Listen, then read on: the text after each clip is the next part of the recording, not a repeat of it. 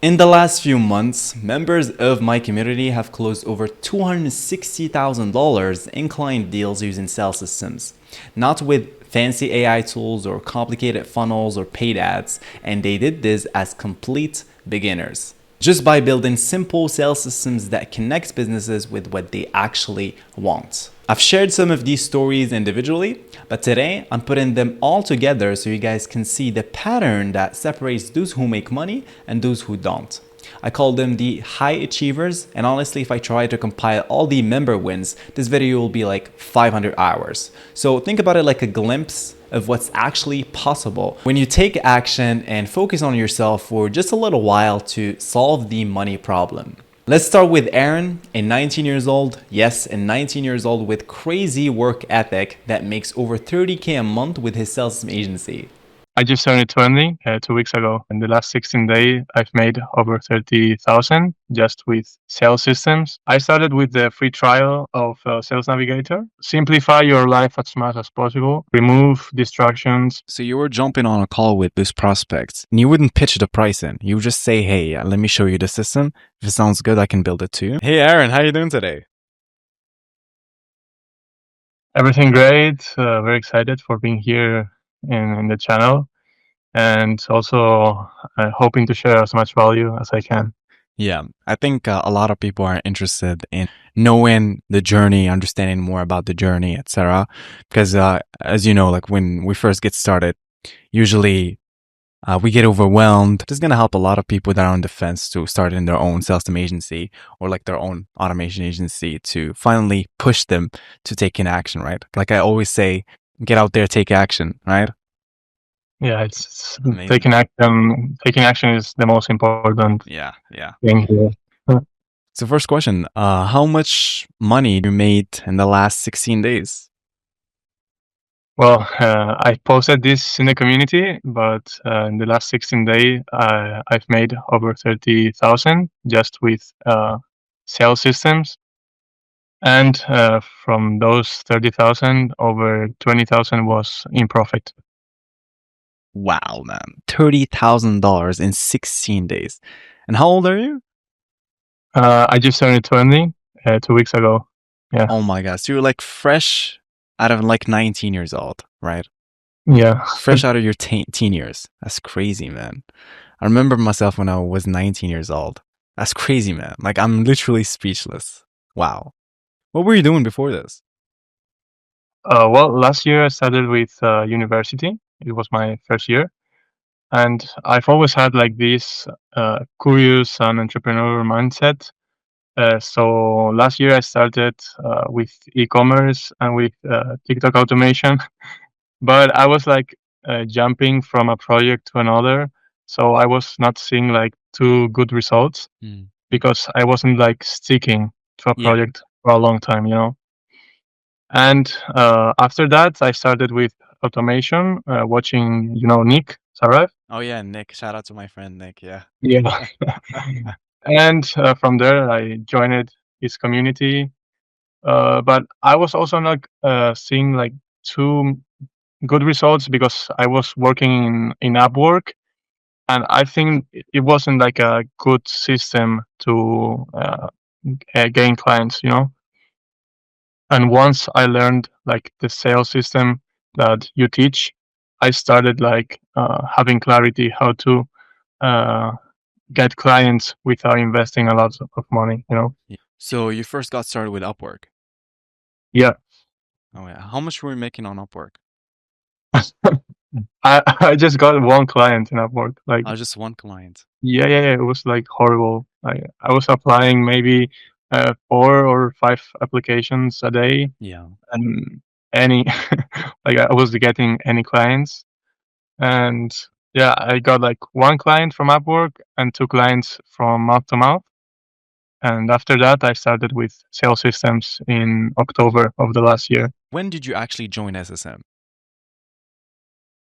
Oh, I think in January or February. Around January. Yeah, in January, I think. I want you to outline the journey, right? What were the first steps, right? How did you get started? Yeah, well, I got started with less than $100 to be honest. I started with the free trial of Sales Navigator, just just to validate if the system here in Spain, like if it's going to be people that are willing to pay for the system here in Spain, right? Mm.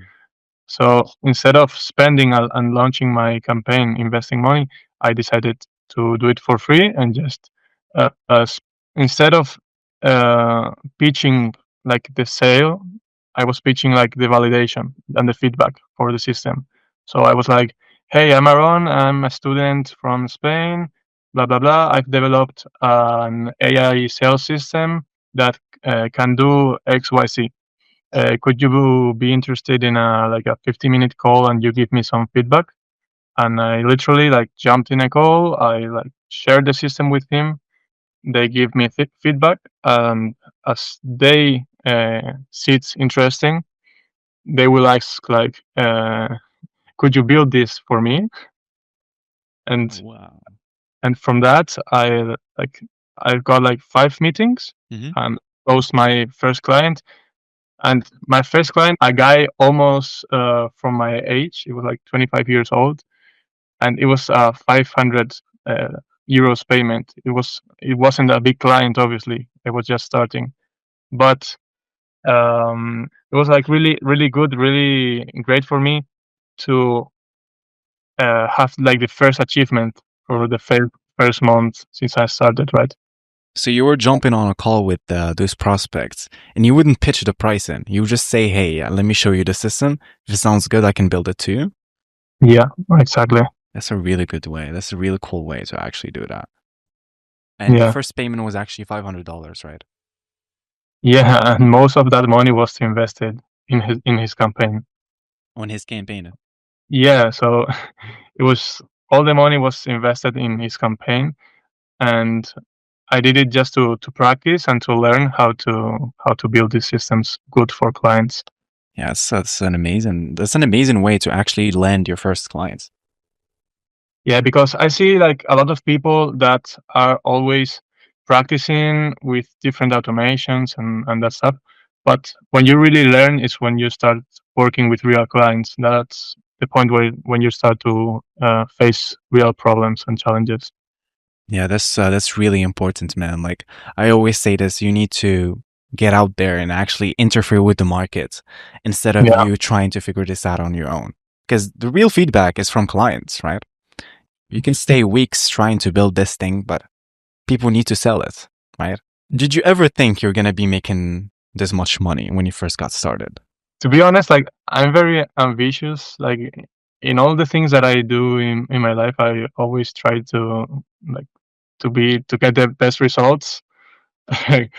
But to be real, I didn't thought I was going to get these results like this soon, right? Maybe I was hoping like in 2 or 3 years, but it was like less than a year. So Yeah, less than a year, 30K. yeah. That's amazing, man. Like, wow. So I want to ask you, like, when you first got your first client, right? What was the next step? Yeah, so 100%, like all the money you get for the first client, reinvest it. Like don't don't save any money from there. Like it doesn't make sense. Literally, uh, take all the money and invest it in a campaign. That's what I did. I pick up a niche. I started with marketing agencies. Oh, Now I think it's a little bit oversaturated, but in the moment it really worked for me. And I launched like a campaign for 500 leads, and just from 500 there, leads? yeah, like too, like not too many.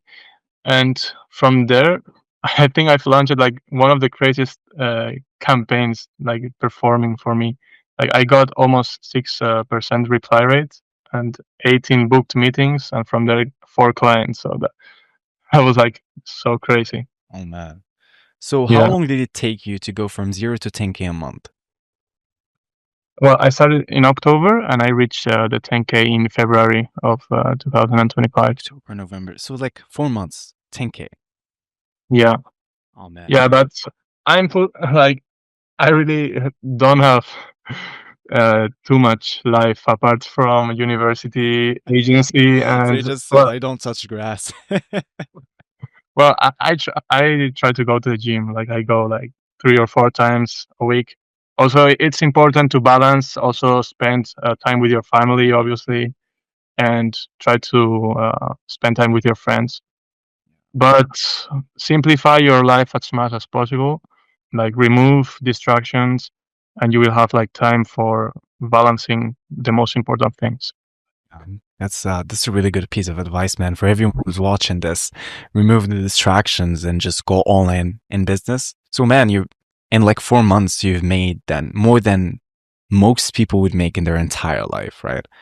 More than a doctor, right? I believe you're Yeah. like, I believe you're like, there's only like a couple hundred people in the entire world that are making your income. How does that make you feel? Well, if you see it in that point, like that's really sick. Like also, if you make the comparison to a doctor that has to study like 10 years, Yeah. then to start earning like 3 or 4 thousand a month, that's like crazy. But I also have to say that um, it's 4 months, but before that, I've been like in automation. I was not seeing the results, but I stay consistent. Like I've been practicing and trying for 6, 7 months, and I wasn't seeing any results. And after that, like I mastered the sales system, and thanks to that, I was able to scale. Yeah. What was the breaking point where you were like, okay, I need to stop building and actually start selling things? Um, well, when I was only making less than 1,000 a month, like it doesn't make sense to build things if you doesn't have clients that try it and test it. Yeah. Now, I always say this, if you don't have clients, you just have like a hobby, right? Yeah, yeah. You can build these things all day, but if you're not trying to sell them, there's no point. There's no real value out of it, right? Yeah, just I would give this advice to the people that is starting. Just do it for free. Like your first projects, do it for free. Instead of practicing for your own, take a friend or like just take your list of contacts, and from there you're going to have at least one person that needs to get something automated, and do it for free. Maybe you will do it wrong, but you will gain experience, and from there you can start working with more people. Yeah. So what would be your piece of advice to anyone who's trying to start a sales agency or get their first clients and eventually scale?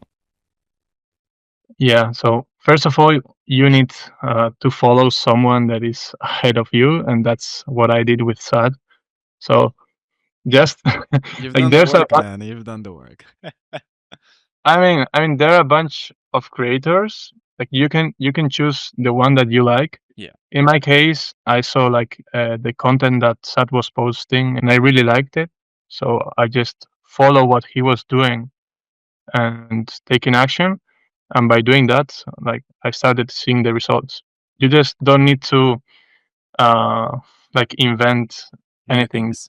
Yeah, just follow what the people that is having success is doing, right? Yeah, that's interesting now that I think about it. You know, man, like the idea of like opening a community was never like I never had that idea before, you know.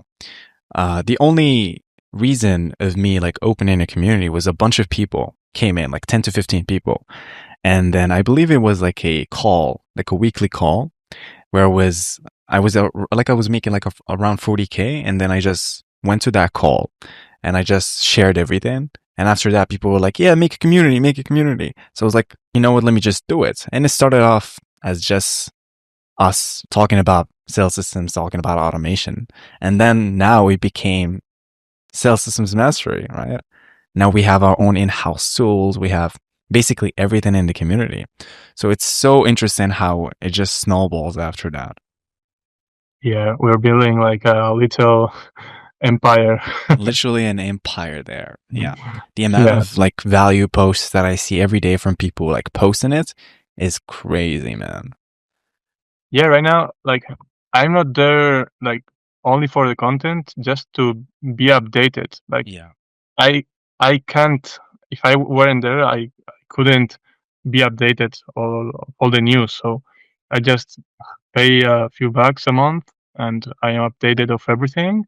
I have free feedback from a bunch of people. I have weekly calls. So Yeah. what more could I ask for?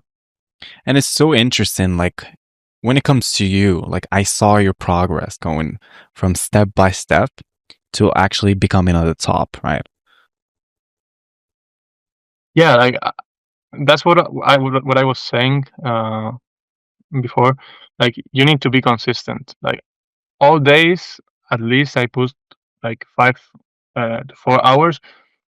Also, like you need to balance, as I said before, like with, for example, if you are in a 9 to 5, plus work. If you have child, you have your responsibilities, but like make that space for your business, like all days, Yeah. like 7 days of the week, to be consistent. Maybe one day you don't do anything or you don't progress, but you're there, you show up, you Yeah. know. Yeah. So how do you balance university with operating a 30K a month business? Well, what I'm doing, I don't know if this is like a good advice for people of my age, but I go to university 3 days a week. I go like Tuesday, Wednesday, and Thursday, and I You go like basically for, just show up. yeah, I go 4 hours each day, and like the rest of the time I'm spending in the agency. And then, for example, this month that I'm having a lot of exams, well, I need to study more, but I invest more hours in the agency than in university. Yeah, man, I totally see that. I mean, think about it, like at 19 years old, going to university, making 30K a month. I'm pretty sure your friends and people in your class don't know that they have like this amazing entrepreneur, right? Well, I have I uh, I have another good, really good entrepreneur in my in my class that is my age and it's making 50,000 a month. 50,000 a month Yeah. at your age. Yeah, but he has a physic business, like, and an e-commerce, and yeah, Okay. it's like so nice. But yeah, the rest of the people like is really average. Like they just go to university, then on the weekend do like their things with their family and friends, and yeah. So, what were your daily routine every single day when you were trying to scale, right, past 10K a month? Okay. What was that daily routine like? Um, First of all, I divide like my day into parts. Mhm. First, learning, and then applying. So I spent more time applying the things that I've learned than learning. For example, for each hour that I spent learning, I apply 3 hours. You know. So in the morning, for example, I check my Gmails, I check my LinkedIn, I check the school community. So I I'm updated and I like learn from there. And after that, I just try to apply it directly in my business. So Yeah, that's, makes sense. yeah. And how did I scale? Just focus on the highest ROI tasks. You know, when you're starting, focus on making the greater campaigns. Like it doesn't make sense to focus on another thing. Just Yeah. So basically focus on the highest ROI tasks. yeah, yeah, 100%. Yeah. So what was the niche that you made the most amount of money in? Marketing agencies. Marketing agencies. That's interesting. Yeah, yeah, but because I've started with them, and I'm actually still working with marketing agencies, but most of them are marketing agencies that target enterprise. So they're long-term contracts that lasts along to sign up and to like get the commission. But obviously the amount deals are quite bigger than a normal marketing agency, you know. Yeah, makes sense. Yeah. So Also I'm working with right now with logistics and industrial companies and companies in the tech space. For example, VR and AR, extended reality companies. what was the biggest deal you've landed? The biggest deal, it was last month Oh yeah. with yeah, but it wasn't a new client.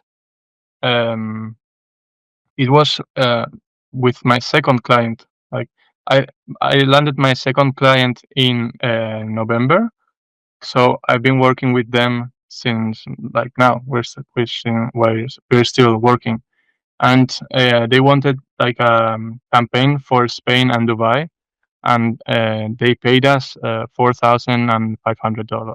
Like we have like really good relationships. Like my goal now is to build long-term relationships with my clients. So what kind of like the lifestyle changes that you had after you started making this much money? Mm, the lifestyle, or not the lifestyle, because like I need to be literally, if I want to keep like as I'm right now and want to scale more, because for me I'm just starting. Like people have, for example, 40 member staff, or it's making 100,000 a year.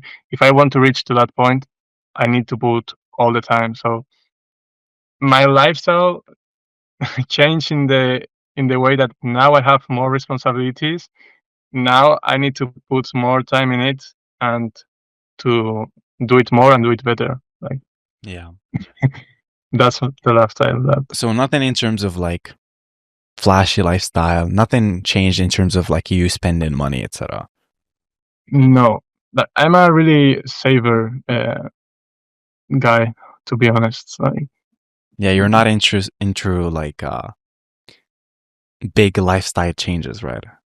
Yeah, you're kind of like me. not now. Like my goals is when I finish university, I will like in my 20s. I want to spend as much time as I can traveling and knowing like different countries. Yeah. So if now I can save a lot of money for my 20s and then spend that part in travels and knowing different cultures, like that's my goal Yeah, right that's now. really wise, man. I think you're resonating with a lot of people that are watching this because most people, when you ask them like, why do you want the money? They say, well, I want to take care of my family, one, and two, I want to have location freedom, right? They want to be able to travel whatever they want and not worry about money, right? And I used to have this too myself. When I first started making money, I really wanted to just go travel the world. Right? Yeah. You know that feeling? You want to try different cuisines, different places. You want to go to different places, different traditions, etc. Yeah, you don't need to take care of the expenses and that stuff. Yeah. But man, you can handle that right now, right? Yeah. Yeah, right now I'm helping like my family a little bit with the things that I can, obviously. That's amazing, man. Like, I'm curious. What do your parents think about this? What are their No, thoughts? I live with my grandma, but well, obviously my parents and like all my family supports me, and they're always saying like this guy is going like to to be good at what he's doing, but they doesn't see it like normal that a guy of my age spends that amount of time in the computer. Like, Yeah, you know, that's classic, man. I used to have this too. Like, I've been experiencing this since I was a kid because years ago, Totally relatable. I competed in Fortnite, and I was like really, really good at it. But when I was playing Fortnite, like my family obviously didn't see it good. But now that I'm into this, they think it's better, obviously. Yeah, it's so interesting that you took the like playing Fortnite as now playing the game of business, right? Yeah, yeah, See how interesting it is? yeah. I totally agree on that. And I had this conversation with some friends that when I'm doing campaigns or something with my clients, it's like playing kind of a video game in a sense. Yeah, it's like playing a video game that you want to get better at it every single time. Yeah, I think we all like you resonated again with a lot of like the male audience because we grow up like playing video games, etc. Now we just transcend that energy, right? We just channel that energy into something else, which is business, right? Which is why Yeah. you see men they would be interested in like little cars, supercars, right? When they're a kid, right? They would have toys as cars. But when they grew up, right? They just want to have the supercar. Because it's like feeding that inner child, right? Yeah, Yeah, that's true, man. Like it's actually real, you know? yeah. What were the biggest challenges you've had during this journey? Okay, like the first one is staying consistent. Like when you don't see results, you're going to think like I need to quit or I need to move to another project that maybe in that project I don't have like that amount of challenges or problems. Like you will have problems in all kind of businesses. So when you face a challenge or a problem, just go for it, and that will get you better. And in terms of challenges, I had two clients that I couldn't really get for them really good results. First was in Christmas holidays. I launched a campaign for a client that went horrible, like two leads only because here in Christmas holidays, like all the people stop working. Yeah. So I felt like really bad for my client and also for me that I've put it like a lot of work in his campaign, but It was just didn't timing issue. get the results. I had this conversation with people of the community that they stop because they had like bad experiences with clients, but you need to analyze the situation and like if you have tried your best, like there's no problem, just continue. Uh, Apologize to your customer and try to get better, but not to stop. Like just continue taking action. Yeah, that's really powerful, man. Like 19 years old saying this, man, you're like far ahead of like many, many people. Because what you said is extremely wise, right? Which means delay gratification and think long term, right? Like I always say, there's no such thing such as a failure, right? Like until passing away, all defeat is psychological. Everything is Yeah. psychological. Until your brain cannot comprehend or process information and your cells can no longer replicate, you have no reason but to keep going, right? Because I mean, think about it. We are in business to make money, right? And business is tough, but this is why we are in business, because it's tough, right? Yeah, and you need also for people that are around my age, like it's the time to take the risks. Like you're comfortable right now. Most people of my age is comfortable. You're living with your parents. Like take the risk right now because like what are you losing? Like what is the worst that can happen if you like doesn't succeed the first time? Like take the risk another time. Maybe that time you get good results, you know? I had similar like upbringing to like a couple clients that it took me plus 3 months to actually deliver results for them. That's Yeah. totally normal, right? You always have to remind myself that you've actually done your best. You know, that's the main thing, right? Yeah.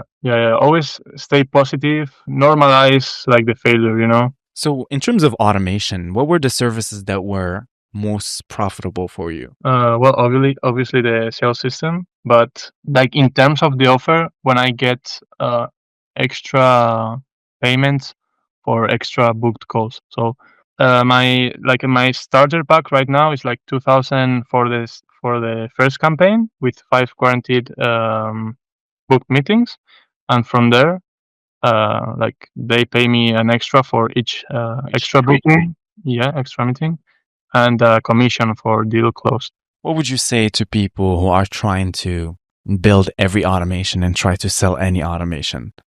What would be a piece of advice that you would give to these overwhelmed people? Like I was in their position. Like when I started focusing just on sales systems, is when I started like building a business. Because if you work like for different type of automations, each project is going to be different. You are not going to be able to repeat it, to have processes to build like the same system for each client. Like obviously you're going to need to build a strategy and that stuff, but the system and the process is very similar for each client.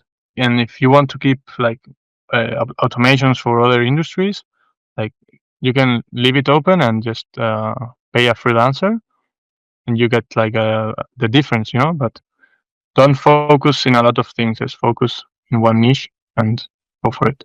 So was there a moment that you had where you wanted to quit? Yeah, and not when I was starting. It was when I was like at the start of this year. At the start of this year, like when I was almost getting to 10K, because I had like a lot of responsibilities, and also it was like at this moment when I didn't get the results for one of my clients, and I got like a bit frustrated, and also I had like a little bit of FOMO for entering a project that one of my friends asked me for enter. That it was an e-commerce, and that's the last thing you need to do. Yeah, like this advice, I think it's like, well, the people that I heard the most is from Alex Ormothi. He's always explaining this, that people starts a business like really excited, then face a problem or a challenge, and then for FOMO, they jump into another project. Shiny and it's ideas. it's like the same wheel all the time, Yeah. So when problems come, just face them and keep going. Yeah. Like I think most businesses are profitable if you stick. If you stick to them, yeah. Yeah. Yeah, I always say this, yeah. Like what matters is you stick to one thing, right? Because that's how you get feedback, right? And that's how you get good at it, right? And you can charge more. But if you try to pick like an automation today or like a niche today and then change it the next day, you don't have anything, like you don't know anything about that niche or automation that's gonna sell, right? You don't know anything about it. See? Yeah, like I always say, pick a mountain, right? And protect it and be the king / the queen of that mountain. That's it. Yeah. I totally agree with you. Yeah. What would be a piece of advice that you would tell to someone who's watching this, right? That's saying, hey, that looks great, but I don't think I can do it. Like, first of all, like, as I said, simplify your life as much as possible. Like, that's the first thing. Then second, like maybe spend 1 or 2 weeks, like analyzing where you are, where you want to be. And once you know that, you need to know people that are ahead from you, and like literally do what they are doing. And if you need to pay for education, like that's the best investment you can do. Like you're literally paying for people that is going to teach you how to make money. So if you take action and you do the things that they teach you, you are going to make more money that you're investing. So that's for me like the best advice, like taking action in that sense.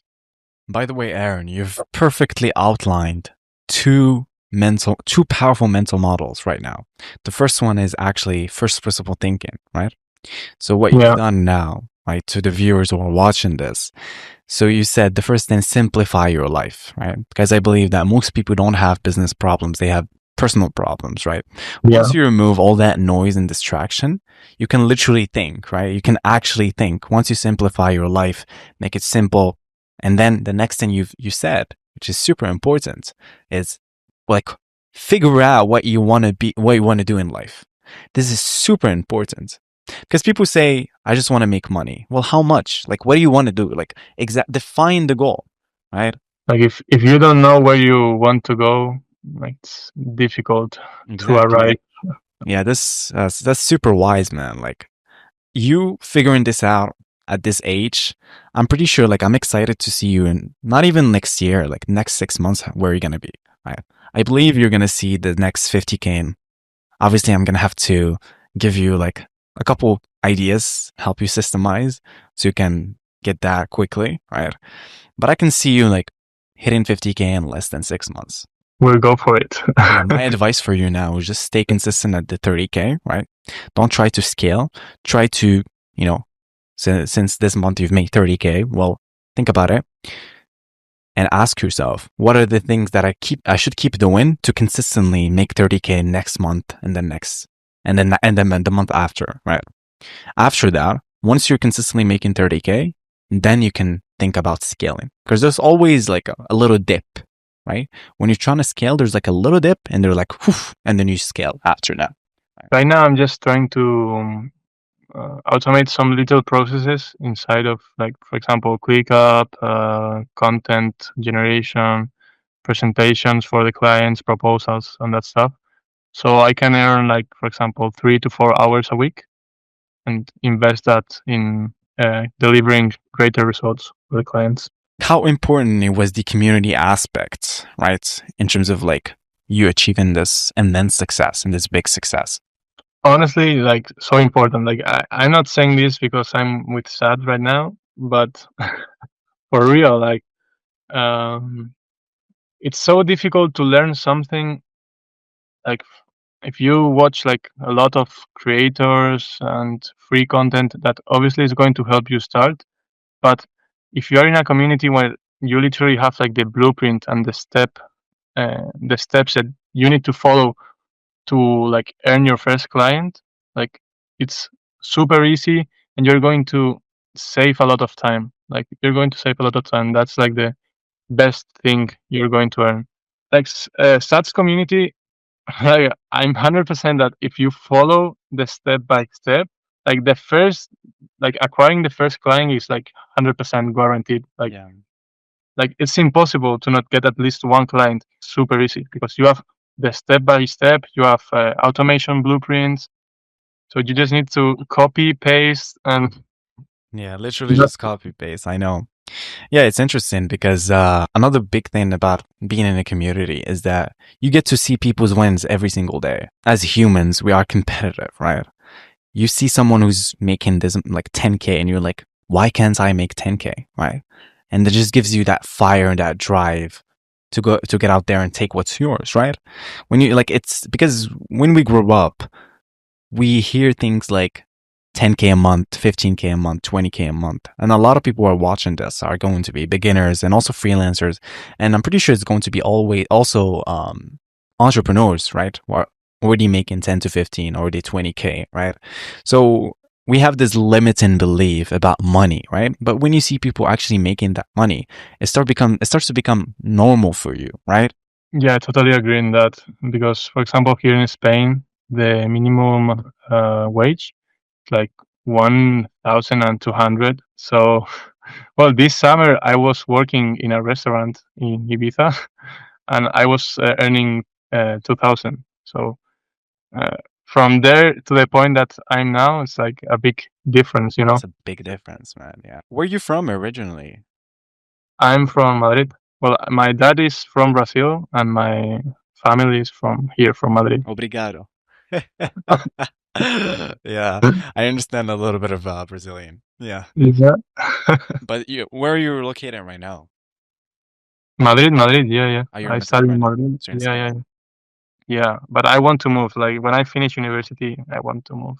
Bro, like, I pay almost 50% in taxes. Like it's criminal. Yeah. I gotta shoot you some ideas in terms of taxes. Wink, Yeah, wink. yeah. Cyprus, Cyprus soon. Just before we wrap up, Aaron, thank you for your time. Just want to ask you one final question, right? What would be the best piece of advice you would give to someone right now that will help them go and fall on into the business? Like in 2 words, well, in 3 words, join the community, and there you will be able to work. There you would be able to speak with people like Sad, me, and other amazing people that is there, and you will be surrounded by people that is trying to achieve the same goals as you, Mhm. and competing in the same space. Like always that I see like another milestone that Sad achieves, I'm like, bro, how is he doing this? Like I want Yeah, to reach to his point, you know.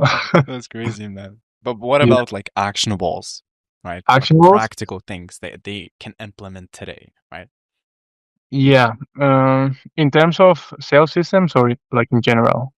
Yeah, in terms of someone who wants to start a sales agency, right? And they're maybe like in the fence, maybe they're scared a little bit. Because I understand. Okay, yeah. If I started from zero, I would spend like 1 or 2 weeks learning make. Like I think when you learn make, uh, you save a lot of time then after, and you like understand how to build systems. So like you develop like that logic Yeah. for process development. So I would spend like at least 2 weeks learning how to automate processes with Make. That is not a really difficult platform to use. And from there, I would like analyze in which niche I would like to work. For example, if you learn how to do Make, and after that you realize that you want to be automating CRMs, so go for it. But Yeah. if you decide that you want to automate sales systems or marketing systems, like focus just in one. But Yeah. in terms of niches, like I would like literally ask ChatGPT, like in your area, Yeah, that would work. like Yeah. I'm located in France. Tell me 5 niches that could have like a lot of investment in sales, and that explain you why, and then you build the offer.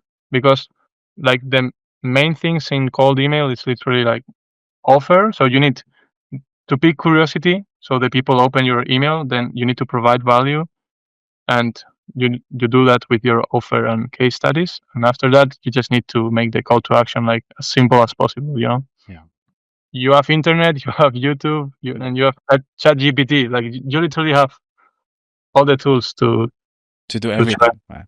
Yeah, Like we have more tools in our disposal than ever before, right? yeah.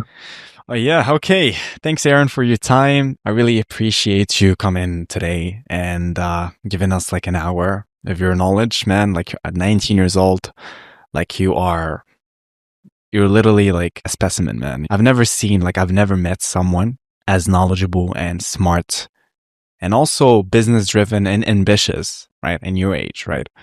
Like I'm looking forward to seeing your progress in the next 6 months, right? Maybe we can do like a follow up.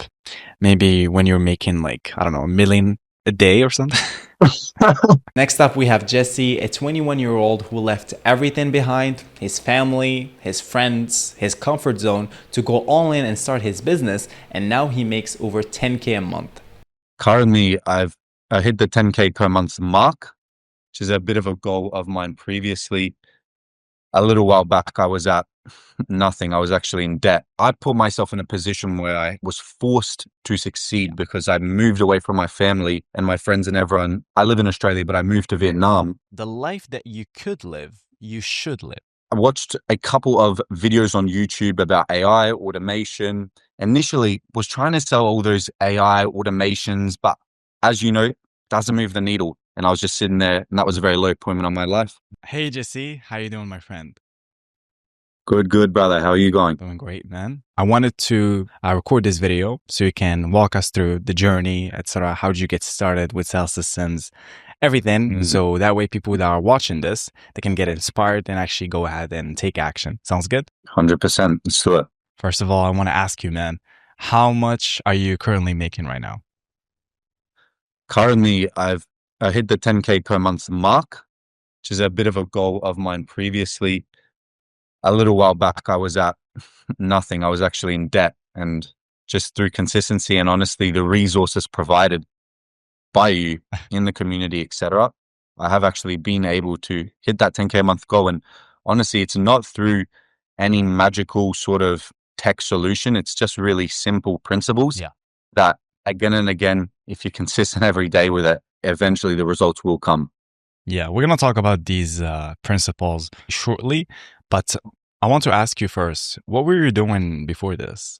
Before this, I was actually in sales for Telstra. Oh. So I don't know if you know them. It's a telecommunication company in Australia, which is where I'm located. The thing about them though is if you sell heaps, it doesn't actually affect how much you get paid because you get judged on the team. Oh. So I was more or less just on minimum, like just very average wage, earning not much at all. And how much you were making back then? Maybe 400 or 500 a week. Yeah, 400, 500 a week. But now you're at 10K, man. How does that make you feel? It's good. It's just, you want to keep it going. You know, it's good, but you can't be satisfied with it. You just want to keep pushing. You were at 10K once, and of course you kept scaling, kept your head in the game, and look where you've gone. Yeah. How did you feel when you hit that milestone of 10K a month? I felt great. But I also, again, like I feel great because I hit 10K, but you don't want 10K to be a limit. You want 10K to be a stepping stone in the process. So I hit 10K, I was satisfied, but realistically, you do just have to get back to work, accept it as an achievement on the way, but it's just part of the process. Yeah, that's true, man. Like if you don't keep going forward, you're always going to go backward. You know, you always 100%. Need the next goal, the next milestone, etc. Because if you don't, there's no such thing as staying in your own place. There's no such thing as staying where you're at. It's either you go forward or you go backwards, you know? 100%. I agree with that completely. You can get stagnant if you get comfortable. And I guess I'm in a community where there's a lot of value, one, but two, there's also people at different steps of their journey.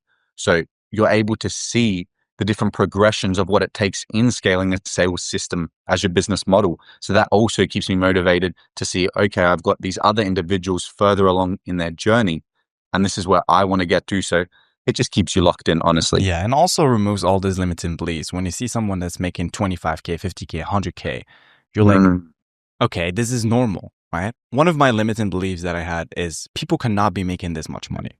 That's impossible. Yeah. You need to like have some sort of like inheritance, or your family has to be rich, or maybe just luck, right? But when you put yourself with people that are already making this money, it becomes your new reality, right? 100%.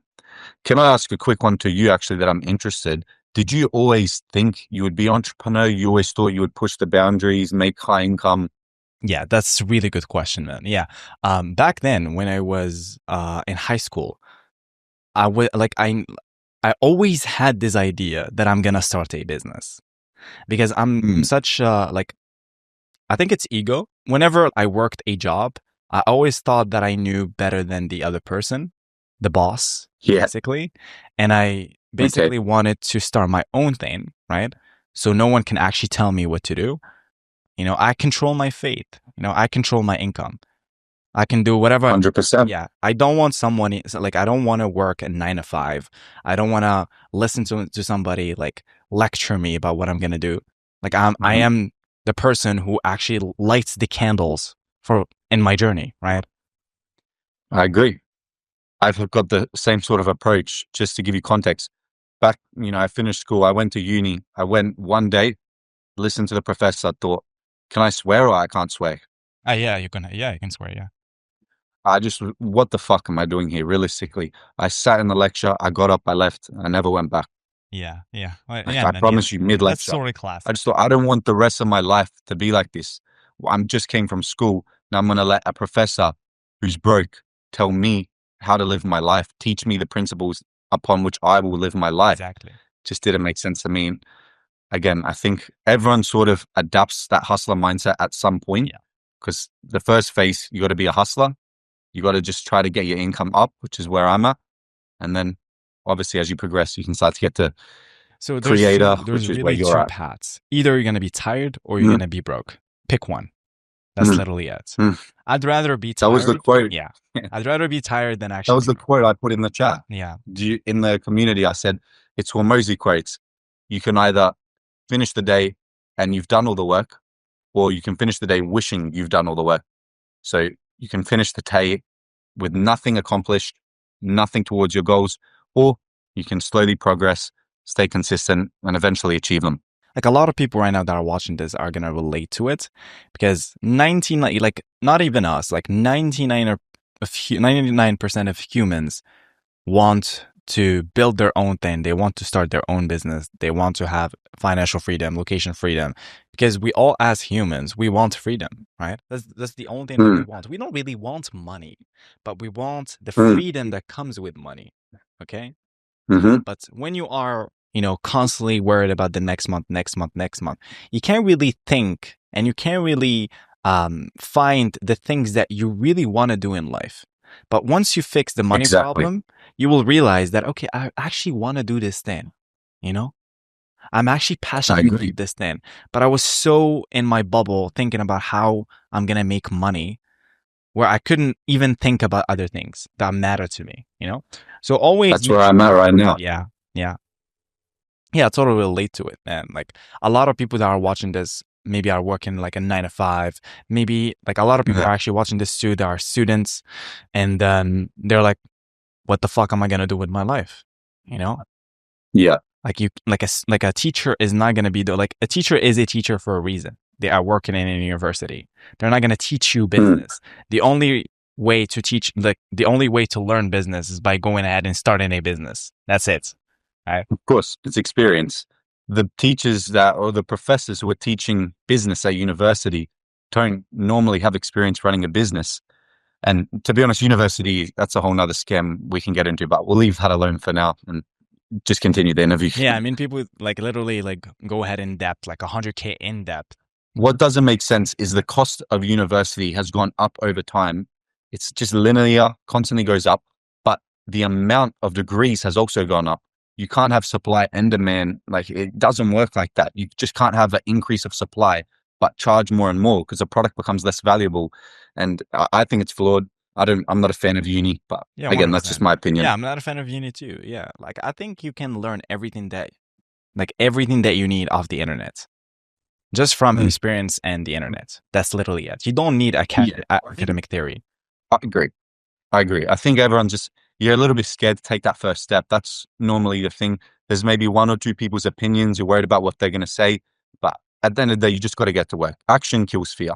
If you just get to work, you're going to get rid of all of those thoughts in the back of your mind. And eventually the reality that you want is going to play out in front of you. Yeah, that's really powerful, man. Like I always say, you need to be a champion here before you become a champion here, right? They were champions in their mind first. Then they became champion in real life, right? Exactly. Yeah, man. So I agree. Yeah, I want to ask you, how did you learn about sales systems? Honestly, so I watched a couple of videos on YouTube about AI, automation. I've always, been wanting to increase my skill set in all facets of life. For example, entrepreneurship. I wanted to start a business. I already, sort of had a business, didn't really work, gave it half-assed effort. Saw a couple of videos, watched your video, watched Nick Sarayev, his videos as well. Just a bit of an opportunity where I saw, okay, let me take advantage of this.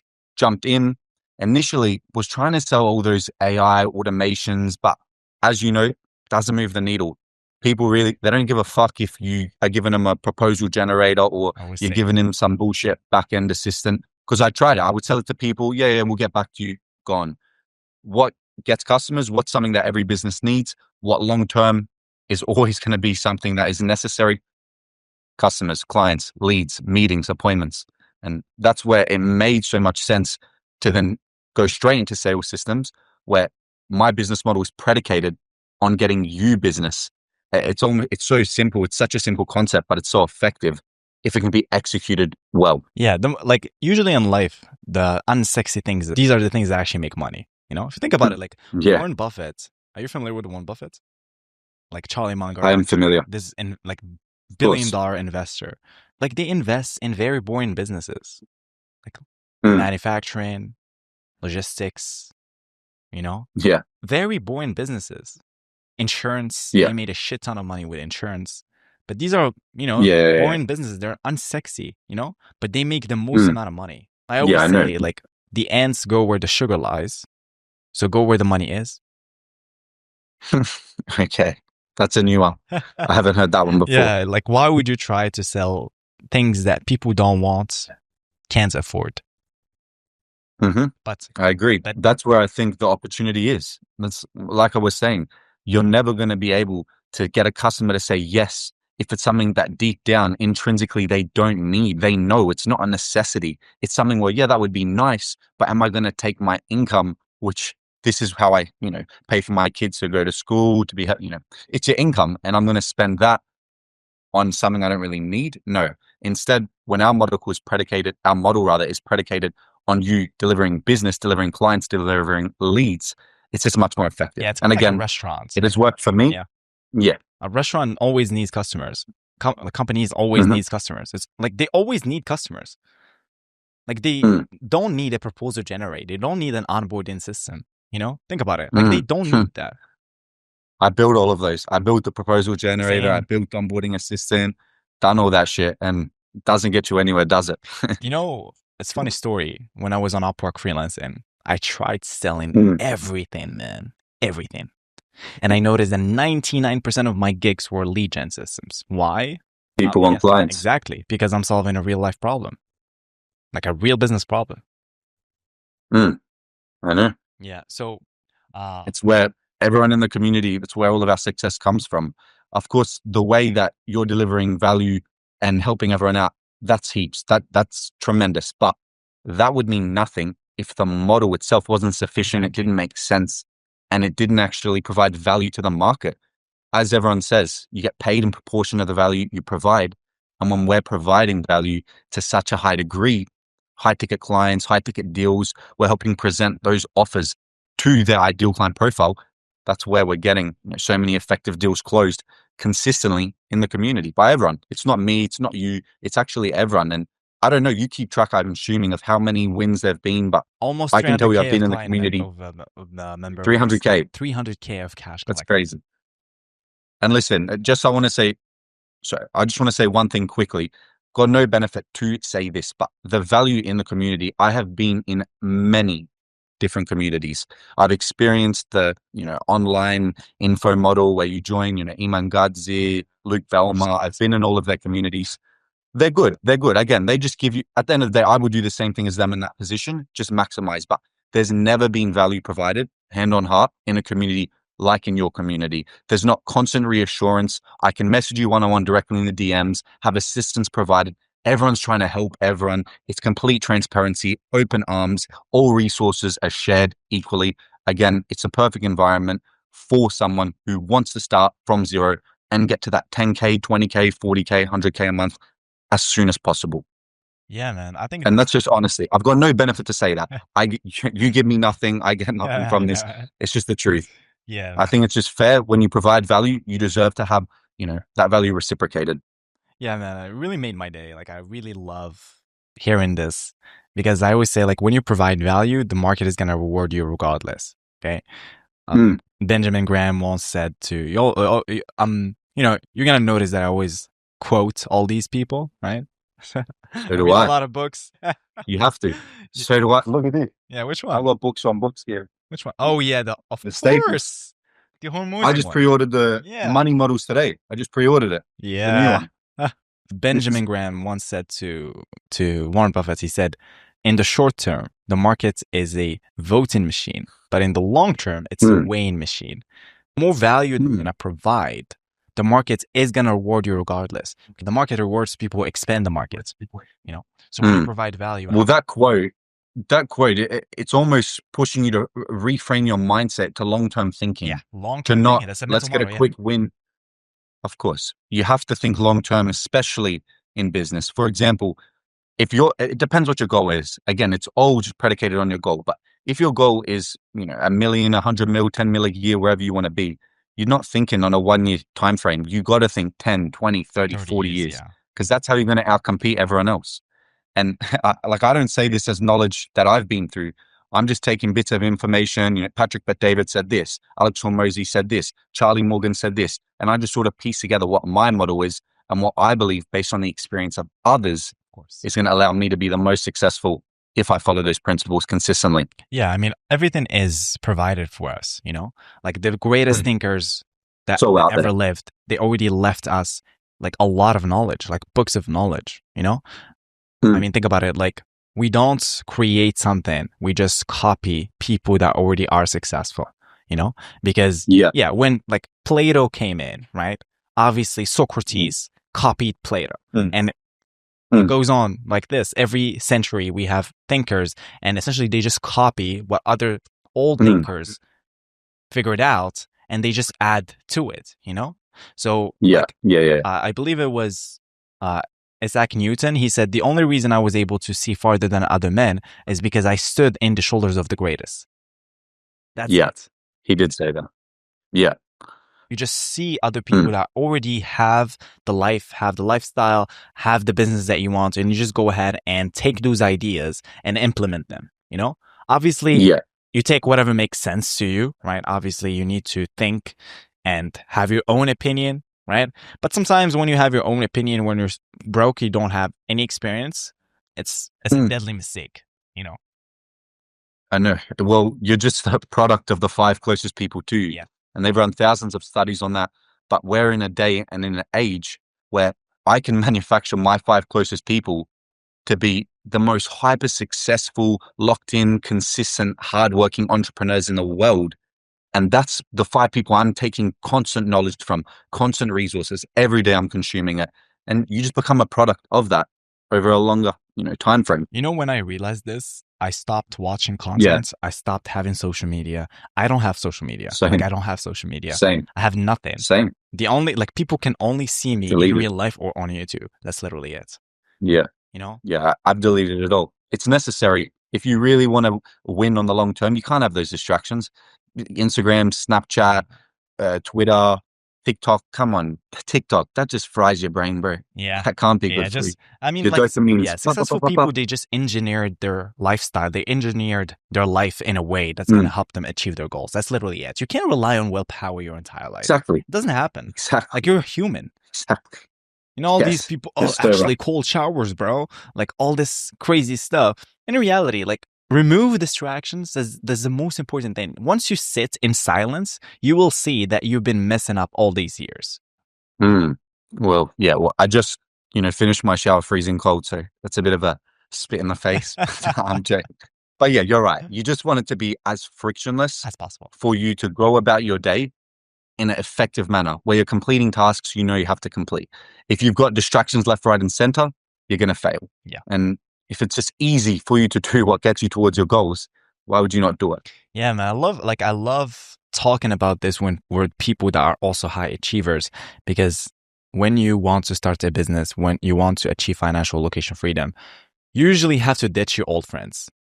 And you don't have any new friends, the cool friends, right? Alex Hormozy always says this. You're in this weird, journey, lonely journey, the lonely chapter where you can't relate to the new friends, the successful friends, but at the same time, you do want to go back to the old friends, because the old friends, the old peers, they're not, if you stay with them, you're going to be with them, The old friends that, they're doing drugs, they're chasing girls, they're having fun, they're partying, and they're going to be there in 5, 10, 15 years. Yeah. So honestly, from young, I just had an understanding that this is, how we have to be, which is not what everyone is blessed with. But again, like I said, you can manufacture whatever environment you want. And one of my favorite quotes, actually probably my favorite quote ever, it's my school bio. It's Luke Belmer, I think, who said it, is your life, the life you live rather, is the life that you choose. Your every day, whatever you do, whatever you're experiencing, however you're living, that is exactly where you choose to be. Yes. You know, everything's your fault, and you just have to accept that reality. Yeah, I'm in the process of writing a book, by the way. Yes, a Wow. psychology book. I'll You know me, I I'll cop love it. psychology, etc. And I've been reading a lot of Carl Jung. If anyone is watching this, I would highly recommend you guys read Carl Jung. Read like the best psychologist, Swiss psychologist of all time. Everyone has a dark side. Yeah. Have you seen that quote everyone by has a Carl Jung? shadow, everyone, all this stuff. So he said in a book, it's called The Red Book. Highly recommend you read this. It's gonna sound a little bit Okay. esoteric when you read it, but you just need to like read it and try to understand. He said, the life that you could live, you should live. Chances are people that are watching this, they want to start a business. This is going to be controversial, but I believe, yes, you want to start a business so you can make money. You want to help your family. You want to do all this stuff. You want to travel. But the main reason you want to start a business is because you want to prove it to yourself. Because when nobody's with you, you are alone. The desert is within you. But at the same time, the kingdom of heaven is also within you.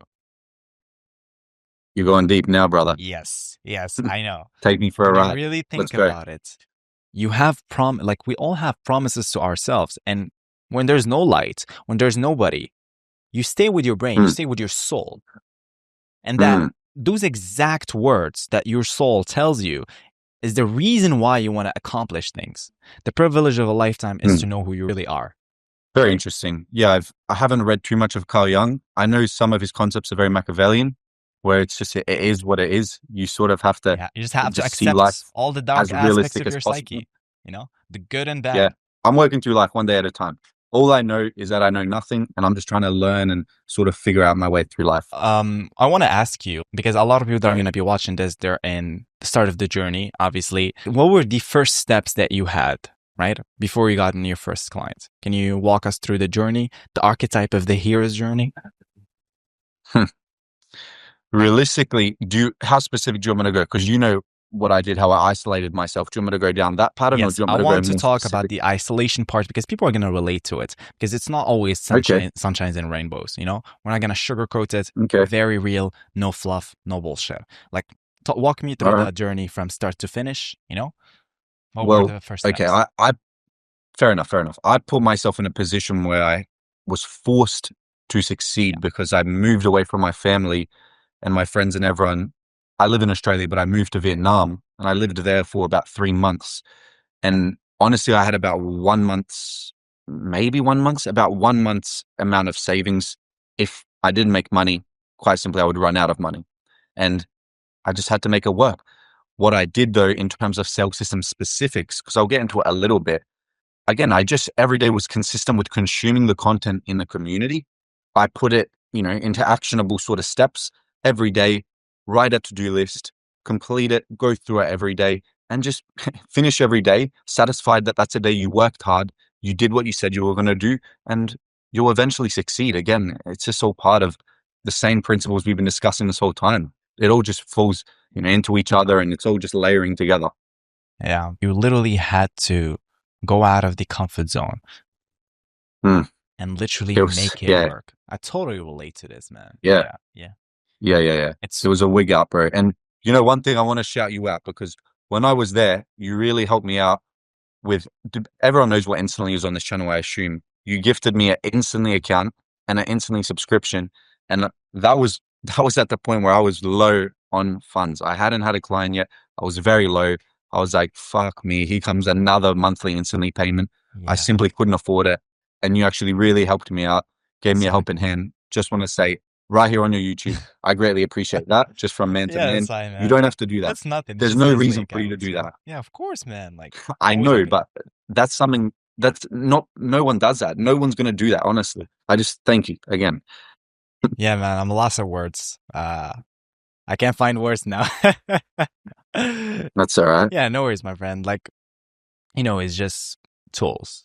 It's just tools. Like, if I can help you get to a place and achieve what you want to achieve, like, I know, like, I'm gonna get rewarded at the end, and also like when we first started talking, like, I really liked you, man. Like, I saw you were like a person, like an entrepreneur that wants to make it, and I can see myself in that position, I can see it. Like, I can just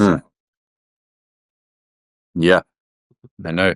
Well, you're investing in well, that's the biggest asset you can have is relationships. Yes. And you were investing in a relationship, and maybe, you know, at some point we'll meet. I don't know what life has in its books for me, but again, putting some money, which to me, I had very little money at that point. Now I still have very little money in the grand scheme of, you know, billionaires and Elon Musk, etc. But I've at least got a little bit more to able to provide for myself. But yeah, you just helped me out there with something that for you, maybe it wasn't the biggest deal, but it's something that not many other people would do that.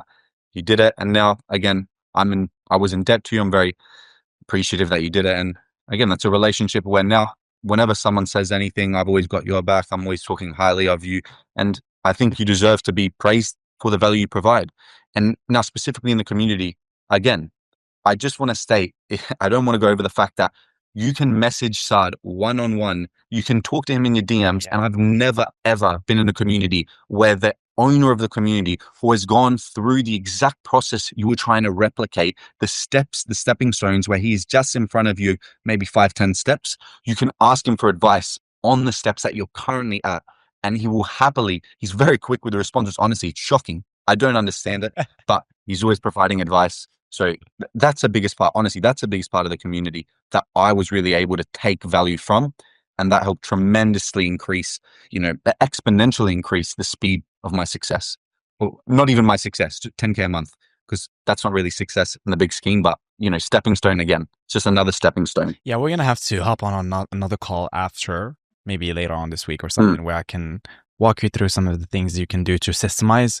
Because at this point, yeah, you want to start systemizing, remove some of the manual work. I believe you're still handling some of the lead scraping, handling replies, etc.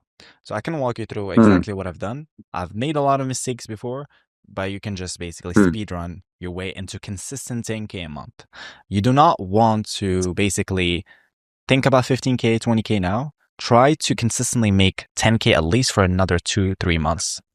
Okay? Okay. By systemizing. And then when you can actually like pull the trigger and start scaling. That's interesting. So you're setting the framework that it's going to allow you long term be an established player in this market, and it's kind of like of course be able to deal with anything. It's kind of like a maintenance phase. Prepare your documents, your SOPs, your processes. You start automating some of the bullshit that you do manually, and then you can start thinking about scaling afterwards. Okay, I made a mistake where I tried, I burned out. Well, I mean, I always say you're only getting burned out if you are losing. You're never burned out when you're winning. But yeah, we can talk about this later on. Definitely. Yeah, no worries, I'll be appreciative for any advice. No worries, man. Yeah, no worries. I want to ask you a question. Great. For someone that is watching this, how can they get started, right? Like, what can they do? What are the main things they can implement today, like actionables they can do, so can they get started and get their first, second, third clients? Okay. Well, sales system specific, which is the avenue where I was able to get to 10K per month. I would say, firstly, you have $0 to your name, nothing like that. Just watch Saad's YouTube videos, consume that content. It is very valuable. You're going to be able to have a vast knowledge in cold email that far exceeds just the average business owner you talk to. What that's going to allow you to do is in a sales call, you're going to come across with authority, with expertise. You're going to be, again, this is something Jordan Belfort says, you have to be perceived as an expert straight away. Yeah. So you come into that call, you can talk and be confident in what you're speaking about because of the value that you're providing from the experience you have of months and months of learning all of this stuff. So what I would do straight away, I'd start watching your content, but not just watching it, implementing it, taking notes. And from that point, eventually I'll see you in the community, I'm sure, because the value there, it's second to none. I'm not really allowed to say what's in the community, but you want to be in there. That's all I can say. And I've got no bonus. I get nothing from Saad. He doesn't pay me. Yeah. I'm just some random kid. Honestly, I'm a random kid. I'm 21 years old. How old are you, Saad, by the way? 27. 27. I would just start watching the YouTube videos. That's all I would do. And then from there, you'll be in the community. You take the steps. And to honestly get your client, you just have to implement exactly what everyone else has done to get clients. It's that simple. Outreach. That's all it was. Yeah, that's it. Literally outreach. You have to do outreach. Daily prospecting. Yeah. Daily prospecting. I always say is like outreach and following up with leads. That's literally, there's no magic bullets. There's no magic formula. You have to do outreach. Volume negates luck, and we're very fortunate. We're in a day and age where we're utilizing AI and different softwares to just have so much output. Our output is tremendous because it's cold email. It's such a cold email is very interesting because when you are effective at cold email, it is just, it's so, the benefit you can get from it for you, for your clients is tremendous, as opposed to, you know, trying to cold call or door knock, or I've done all of that stuff because I've been in sales, but there's nothing like cold email where you can reach such a mass audience so quickly, so effectively, and so efficiently. Honestly, I think it's the most effective. Yeah. Was there a moment you wanted to quit? What were the biggest challenges you've had? Was there like an actual one where you're like, wanted to quit? Yeah. I don't know. I can get graphic, but I won't. One night, I had like a sales call when I was in Vietnam that I really had to close. And I didn't know it at that point, but I had food poisoning. And I was trying to close on the sales call and it was going really, really, really well. And then I just, long story short, I had to cut the sales call straight away short. This guy never talked to me again. And it was going well. I had to go to the bathroom. You know how it goes from there. That's where I sat for the next 6, hours. And I was just sitting there. And that was a very low point of my life, a low point of my life. And yeah, that was probably where I was thinking, let me quit. Let me just, maybe I've got enough to fly back to Vietnam and my mum and, my dad can try to help me out. I don't know. You hate to, you buckle at the end of the day. I hate that thought that I wanted to buckle. So, got back up, strapped my boots and got back to work. But yeah, that was probably the moment where I was thinking, forget this, let me quit. This isn't worth it. But I don't know, deep down, what's the other alternative? A 9 to 5? It's 9 to 5 or get to work. You literally have 2 options. I totally relate to this because I had this moment, because when I was a bouncer, I got jumped one night. I'm not you told me. Yeah, I think this is going to get personal, but it's fine. I can share this on YouTube Let's go. with millions of people. Why not? Yeah, one day, I think that was the main reason why I quit. So the reason why I worked as a bouncer is because I was so into the gym. I was way jacked than I am right now. I was very jacked. And this guy was like, hey, can this just work as a bouncer? I did not want to go to university. And I was like, let's just do it, why not? And I worked there. And then I remember one night, this is like the turning point. There was this guy, basically every day would come, like these rich kids, they would hate me because, they would hate me because like all the time they would get jealous of their girls. They would get jealous because their girls would be eyeing me. And this is not to like toot my own horn, but it was the truth. I'm not lying. Yeah, this is what happened. Don't hate the player, hate the game. Yeah, I remember one guy like threw a drink at me, and I'm not a violent guy. I just said, yeah, that's fine. So I did not do anything. And then again, he threw the second drink at me. And then I knocked that guy out. Yeah, I knocked him out. And then they were rich kids. So they had like a bunch of, like a group came in it. And I remember that night, I had to, when I finished my shift, I had to go back home. And then they jumped me. I had 2 options. Either I go from the entrance of the door. If I do, and they are there, like I can fight, but like some of my bouncer friends are also gonna help. So even if I get jumped, it'll be good. But if I go from the back door, if they calculate that I can go from the back door, I'm messed up. I went basically in the entrance, right? And then jumped. And then I managed to hit one, and the other person, like actually the other friend, like managed to cut me with a knife. So I got stabbed in my, I'll still have like a little thing in my back. Yeah. And that was like the turning point. I was like, you know what, man, this is not for me. You just need to go through it and then think about what you're going to be doing next. Yeah. Yeah. Well, that's an integral part of your story though. You have to think that was the lowest point. Now reflecting back in the position you are currently in, what a difference. Yeah. Look at the juxtaposition. One, you're broke, getting stabbed. Now you're in a situation where your income is, I'm not going to say the exact number because I don't know it, but I'm sure it's in a much better position. I was making like you're living more comfortably. Yeah. Where was this at? Where are you located globally? Italy and Morocco. Oh, Italy. That's where I'm from. Explains why we're so handsome. Who knows, bro? I wish. But again, being handsome gets you nowhere in this life. Well, it does actually. There is pretty privilege, but you can be handsome and be broke. And what's the point of life? Wow, that's so powerful. Yeah. You have to understand what you want. Truthfully, deep down, what do you want? Why do you want it? Do you really want it? Or are you just saying you want it? Yes. But like, what do you actually want?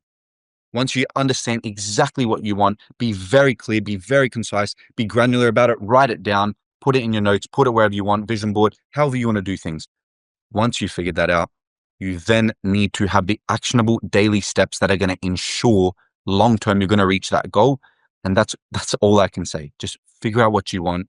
If you truthfully want it, map out exactly the steps you need to get there every day and follow that with as much consistency as you can. Of course, there's always highs and lows, but the more consistent you are, the more likely you are to succeed. And in my humble opinion, I could, like, just right now, honestly, maybe there are a couple other business models that are as effective, but for me, Sales System right now is an opportunity where you don't have to be some intellectual mastermind who understands rocket science and can code tremendous amounts. I don't even know. It doesn't really matter what you know. You can come in with zero knowledge, consume your content. 1 week, honestly, is all it would take to really have a solid ground level of understanding. From there, join the community if it's something where you feel like it will provide you value. Honestly, I do know that will provide you value, but I can't force anyone to do anything. And just keep working every day, every day, every day. Again, pick a business model. And I believe this is the best one. Or pick a way of life. Decide how you want to live. I'm rambling a bit, but I'm sure the point is understood. I like this raw talk, man, because most people like are so used to like people talking with agendas, all this red tape bullshit. Like people want to see more authenticity. They want to see like what the actual like day-to-day routine that you have to do every single day to actually get the results, you know? Mm. So the reason why like I have to like my audience is very like people that it's a small audience, but at the same time they're high achievers. Like guys, you are watching this, you are a high achiever. You don't know this, but I'm here to tell you this. Like you are like nobody can stop you. Nobody's better than you. They just have been doing this longer. That's it. Once you understand this, back to that quote. If you could live that life, you should live that life. Yes, exactly. Going back to Carl Jung. Yeah, if you could live that life, why not? You should, you know? Awesome. Why not me? Why not you? Yes, somebody has to do it. Why not you? Awesome, man.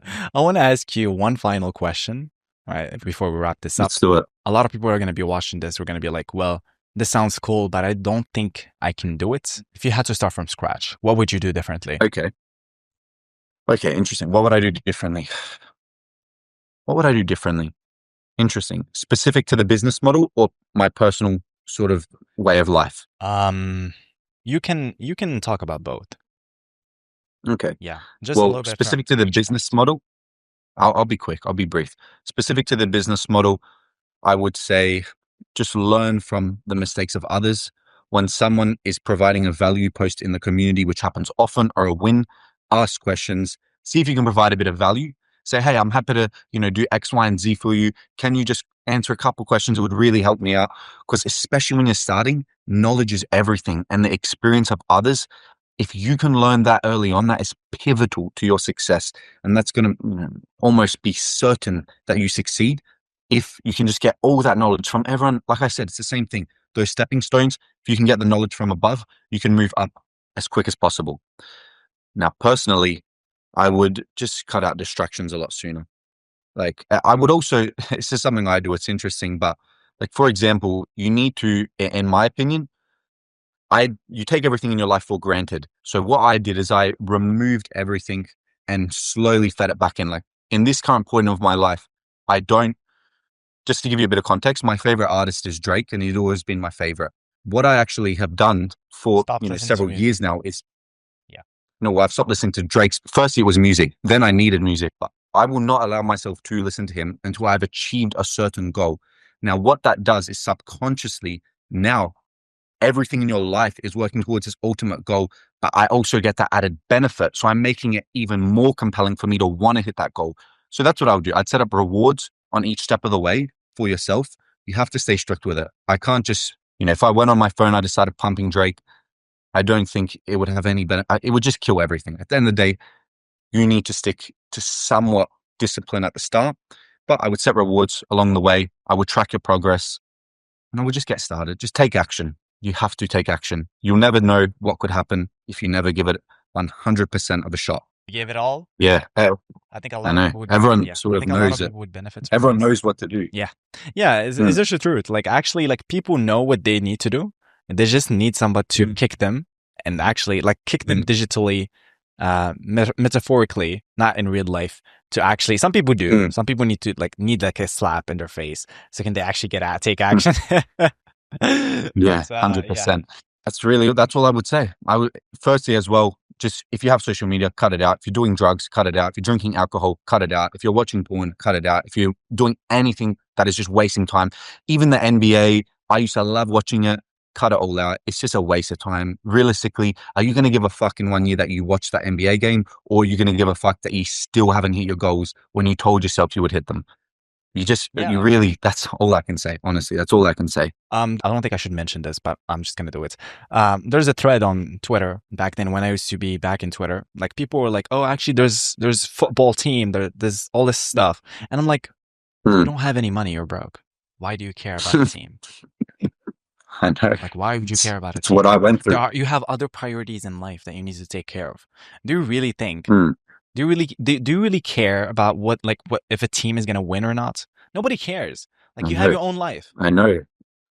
I agree. But yeah, I mean, I agree, brother. It's just the truth. But yeah. So thank you so much, Jesse, for your time today.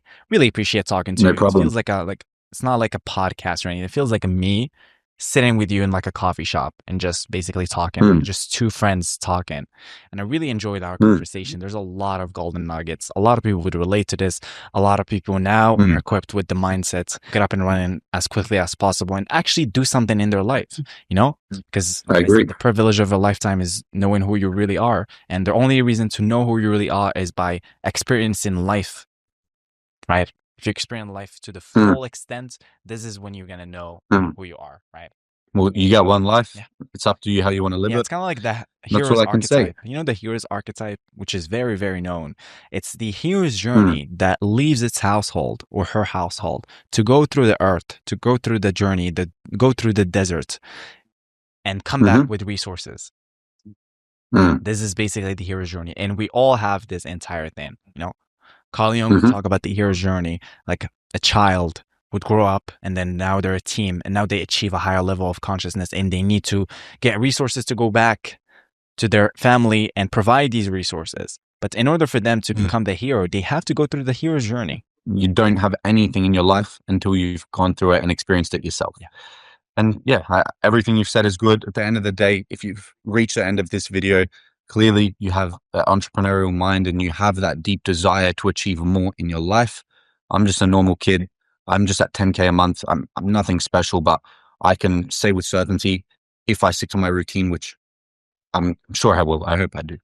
If I consistently stick to my routine, I will just continue up the steps of business, of life, and eventually live the life that I desire.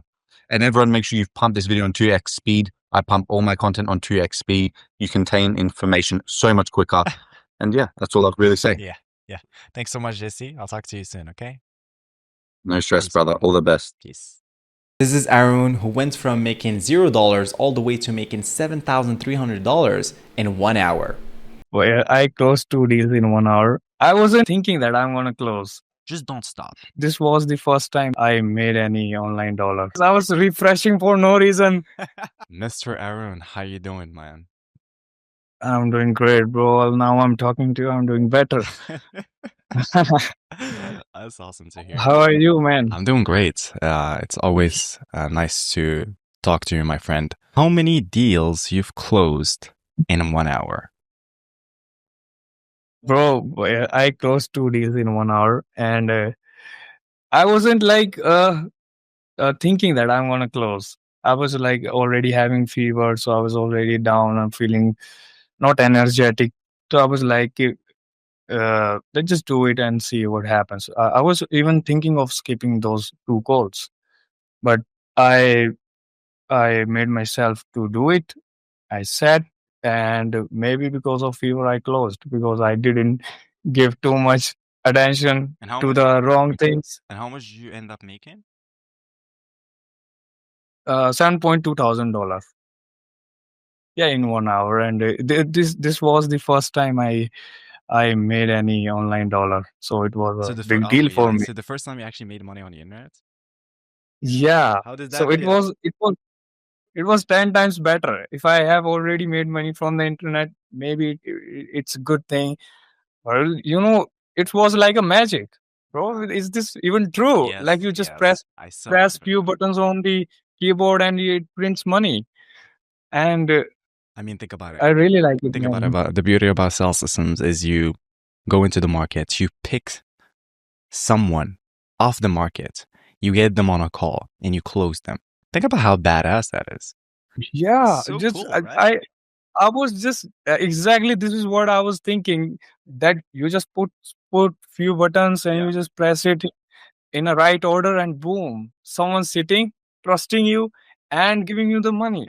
It's not about money, it's about like trusting. They're taking their time out, and that's the level of impact this thing can have. Bro, I really loved that when it happened, and this is exactly what I was thinking, man. What was the feeling like when you first received that Stripe payment? Bro, feeling like I don't know, out of this world. Like, what is this? What is this? I was refreshing for no reason, checking again and again. Classic. Like, is it even true? Classic. Like, yeah, like everybody does. Like, they make sure it's in account or not, or like where how it's gonna come out and all that Yeah. stuff. I was worrying about that, how it's like it should reflect in my bank account, and it was like too overwhelming, too unreal that I wasn't even uh, uh, accepting that I made it. I love hearing this, man, because I totally relate to this. The first time I got my payments off of clients using sales systems, I remember like the feelings after that. I never experienced a better feeling after that in terms of like money, receiving Bro, money in your yeah, bank account. it's It stays it forever. it it was quick euphoria, bro. Yeah, I like It the was a word quick euphoria. one. Yeah. Yeah, like it's a euphoria. The whole life changed for 1 hour, and but yeah, it is enough to get started and never look back. Yeah. So And that's what how I many appreciate clients it do you for. have currently now? I have I would say of two are which I'm working on their campaign, and two are in the process, and one in the loop. So we can say three. And a month before that, how many clients did you have? Minus clients. Even if I was sending emails, I was getting hit, so it was minus clients. Oh man. What were you doing before starting your own sales system agency? I had so many interests, so I was trying a lot of stuff. Sometimes in a job, sometimes kicked out of job, sometimes trying to be monk, sometimes trying to be uh I don't know, different businesses. I went into real estate for 1 month and I couldn't stick, and I tried a corporate job too. I couldn't stick, but this thing I stick, bro. This thing I sticked. Maybe the conviction, maybe the predictability, maybe the comfort of knowing that it can work because of mathematics. Maybe that's why I sticked. But bro, this is the reason. Like this thing worked, and I trusted the genius you have, and here we are. Yeah.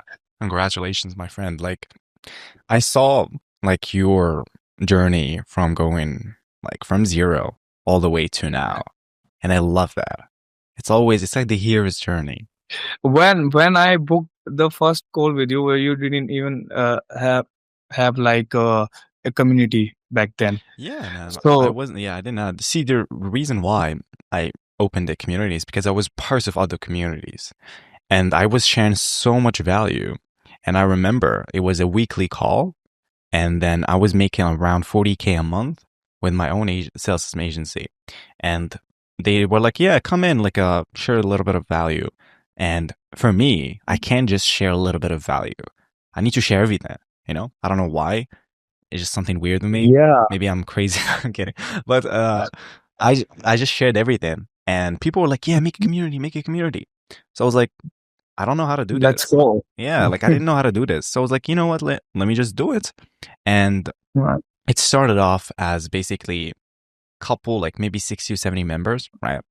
And I was just I just recorded like an entire course for them. Is exactly my business model. Yeah, I was one of them. I saw it from blank canvas Yeah, to see, the building. main reason why I Yo, opened a community is because you and a couple people, right? They were like, yeah, make a community. I was like, okay, let's just do it. You know, like I didn't have the intention to do it. I didn't know what, like how this works.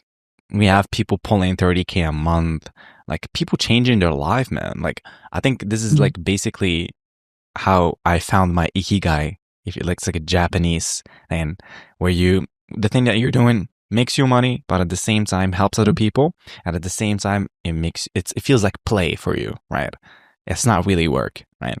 Because I get energetic when I'm helping people, you know. exactly, man. I know how you think. You really feel happy helping Yeah, other. yeah, It's a happy thing. Like you really do feel happy because you can see like I have done this struggle and I just don't want you to do it. You can yeah, trust me yeah. because I'm giving you the right thing, right But ingredient. You can trust me. You can trust on this dish. I'm telling you because I have done it. I've tried everything. This is how you think. I know, man. But this is exactly what these people need, man. I want you to outline the journey. What were the first few steps, the first couple steps, right?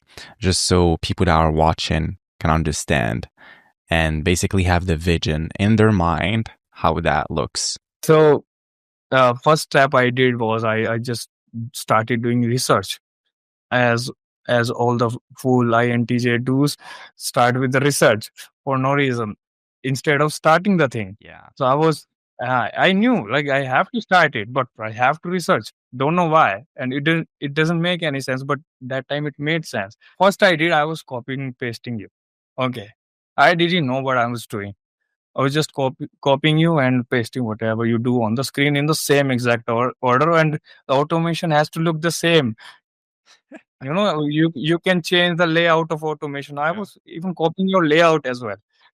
So I was copying everything you were doing, and I didn't know it's building a foundation. Like wait, like I'm learning this stuff. Even though I'm copying, I'm learning. At the end, I'm learning. I can say how to pull in a trigger. I didn't know. I didn't know that automation is a thing. And and when you like showed me JSON and all that, bam, man. If it was someone else, the moment I see JSON language, I would have skipped the video. I was anti AI. In fact, the transformation ad is I'm like in favor of AI, because it made me money. So if it didn't, I was against it.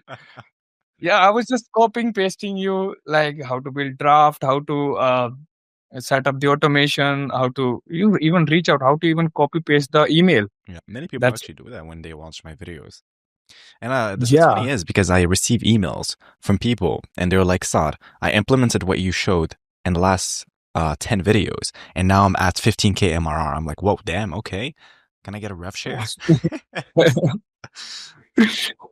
bro. But yeah, I just copied you, man. To be honest, I won't like come off as smart as people try to be, but reality is I just copied you and it worked. Let me tell you something, man. Everybody Yeah. copies everybody. Let me think about it. Like TikTok, right? When they came up with TikToks, eventually we have now YouTube Shorts and we have IG Reels. Okay, like the big companies copy each other. Like there's a quote Right. by a famous, it's called, I believe it was Isaac Newton, and he said, the only reason I saw a little farther than other men is because I stood on the shoulders of the greatest. See? Man, this is great. Like I love everybody it. just copies everybody, so don't feel bad about copying. I love the how easy it can be. You just copy, press some buttons, boom, Yeah. here's money. Yeah, 100%. If you want me to simplify the process, Yeah. copy and iterate. Iterate as soon as you see an error, iterate and boom, money. Simple, simple 3-step formula. I mean, think about it. Like mentorship is the same thing as reading a book, right? When you read a book, you want to learn about something so you can implement that. Obviously, the services that ended up being profitable for you are sales systems, right? Why didn't you just try to sell random automations, just like everyone is trying to do? I didn't know a concept offer. Well, there is a concept such as offer. You have a product, you go in the market and you sell it.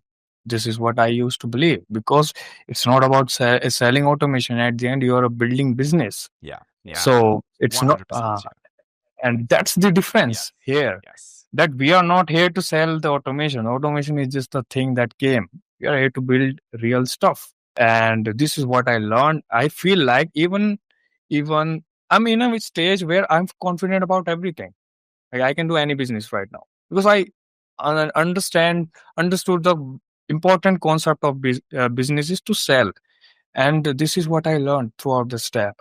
It's like I was really getting good at sale. You don't have to speak well, but you make the other person sit in front of you and pay you for the service and believe in you. That is a skill. Yeah. And that's what I learned. Yeah, 100%, man. Yeah. See, the thing is Mm. that you can apply the fundamentals that I teach in any business. Right. Any Exactly. business. That's the This cool is part. exactly. Yeah. And the cool part about sales systems is it's predictable, reliable. You can do it for a long term, like long time. Problem with selling automations or random automation is just every single time you're selling a different thing, you're building a different thing. Okay. There's always going to be scope creep, right? So you can't really like template things, right? Because every time Right. you work with somebody, they want to add they want a completely different thing, right? So you can't really productize. Okay. So you're gonna Right. because I used to have this exact same thing because I was a glorified freelancer. I like to call it glorified freelancer. Was just doing one-off projects with no predictability, right? So I understood this. And people that I were in my circle, they stayed, in other communities that I was in, they stayed selling just random automations. But, they didn't scale. Bro, It's just the cold hard truth, and if I'll tell you honestly, like the value of this thing, it's not money, bro. You're talking to founders. Okay. Yeah. You're not talking to a random guy It's and selling connections. random Yeah, stuff. think about it. You are Connections. talking to founders. The last expensive thing you will make is the network, bro. Yeah. You will make network, and it's like there is no way that you are not going to be succeed if you like go all in, because you are meeting founders, you are talking to them at the end, taking a look into their business, and you're learning. Yeah. And 100%. I think if I stick to this business, I will learn more than any other business. Yeah. This is what I think. 100%. I might make the same money, Yeah. but I will learn more here. All this I feel confident in this thing, bro. We're basically seeing all the sides of the entire business. You're literally putting person A with person B, right, in the same room, and then you make money out of that. But you understand both person A and B, You understand both their services, right? And you understand your own service and how we can help them too, right? So and the cool part is it's purely conversations, right? Because Perfect. Yeah. conversations leads to opportunities, right? Right. Because one conversation with a founder, right, it can open up like so many opportunities to referrals, so many connections, right? Imagine you work with a founder and that founder, you over deliver for them, right? They're going to love you. They're going to refer you to other companies that are making millions of dollars. So now we have a big network of these people. Right. Imagine. Exactly. You are getting network for free. Yeah. This is the thing. You're free. You're not even paying for a network. You're in fact you're getting paid for having a network. Network is bringing value to each other. Exactly. This is what we are doing. We are bringing value to other businesses, and they are bringing value to other businesses, and that's how the chain works. So I really like free network with money coming in. I really like this idea. So I want to ask you, what were the biggest challenges you've had in this journey? Man, shiny object syndrome. Oh, man. That's the worst. Yeah. I don't think there is any other challenge bigger than this. I can be productive, unproductive. That's a fixable thing. But how do you fix not being trusting something new? How do you fix not try to be attracted to that new automation? Yeah. Like it just doesn't work. So it was unfixable thing. That was the worst part. And that was the biggest hurdle I had to come. Yeah. I always say this, you need to pick your mountain, be the king or the queen of that mountain, Own it. I have to own it, and I have to let other person guide me. Yeah. I allowed myself to be guided. That's when Yeah. I got out of shiny object syndrome. The moment I allowed myself, like, I'll be guided. I'm a blank canvas. I'll be guided. I stopped thinking. I was like, let's just do it and learn stuff along the way It's and literally enjoy the just do journey. it. It's literally just do it. Get out there, take action. Right? I believe in you. And I just got guided by the mentor, and I allowed myself to be guided. That's the important part. And this is how I started being productive as well. I was never productive before. Always want to do others different things at different times. So, but yeah, this is how I'm sticking to it because of this one habit I got to develop. Yeah. Was there a moment you wanted to quit? Yeah, there were moments, and there were you. I used to call you, I used to message you, and boom, fix. What else? Yeah. What else you need? Bro, I really love the level of attention you give to everyone in the community. I really love. You like every single comment. I really love you reply and sit, and you write a big ass reply to the user Yeah. for a small query. I'm like that user, if he really digs in, he can find the answer on the community, but you still repeat it. Yeah. I mean, Bro, that was the I mean, the that's very rare in a community. I'm telling you, bro, that's very rare. I know, like, because I've been in other communities and the leader is never, like, nowhere to be found. Right. Exactly. You I you mean, know see, the thing this wasn't is, a let me tell you community. something. Yeah. People that join Mm. SSM, they love talking. They just love talking to me. Like, they love, like, talking. They're in DMs, like, they ask questions, etc. And I think this is the real juice about a community, right? It's not like just you come in, you never talk to the leader, right? The person who actually done the thing that you want to do, right? Like, it's gonna get, like, when you talk to that person, you're gonna be so motivated. Think about how cool that is, right? Instead of just watching Exactly. them, instead of like watching him just or her in a screen, right? But like reading their posts, you know, the natural, because it's conversations. This is what a community is, right? Exactly. The thing was, you are really approachable. I really loved that initially. The thing, you were really approachable. So I used to write every question. Doesn't matter how silly it is, how complex it is, if you have to say. But I write it down, and you gave it complete attention the way I gave it to. Yeah, I And try I my really best. loved it. So when I receive a question, it's kind of like I can predict the follow-up question, so I can just write the entire thing. You know, I'm pretty fast. Like, I'm pretty fast with my computer, right? Yeah, and the way you by the way, the way you structure your answer, I really love it. You say, you make complex to complex topic pretty understandable. I'm telling you, these DNS stuff, I really hate them. I just can't sit. But you made it so easy to understandable, because you can break it down in your head, and maybe you have a complex problem solved in your head, and you know how to make it optimized. If you have to make it learn to, I know you can think in this way. You really optimize even your answers. I really love that. Yeah, yeah, I know. I know it's out of context, but I love that you are like pro at it. What would be a piece of advice that you would give someone, right, that is hearing this and is like, okay, this looks cool, but I don't think I can do it? When you first get started, we all have limiting beliefs. Maybe if I'm not enough, maybe I will fail, right? And it's just basically everybody has this, you know. If you guys are watching this, everybody has this, okay? In any level, even if you're making billions of dollars, trust me. Most people that are making billions of dollars don't know what their next step is. You just enter that dark, obscure room and you just go step by step, right? Nobody's guaranteeing you, right, that you'll be fine, you know?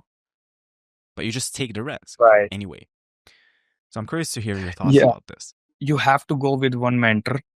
You have to trust one person. If you look at every single video on the YouTube and think this person has done this, the other person have done this, so he can be right, he could be wrong. So you try to piece back the puzzle, or you're literally taking advices of different people on the internet. I think people can really And like sniff out if someone is bullshit or real. yeah, It's super easy. exactly. But you have to follow one line consistently, and consistently stick to it, and just you have to trust.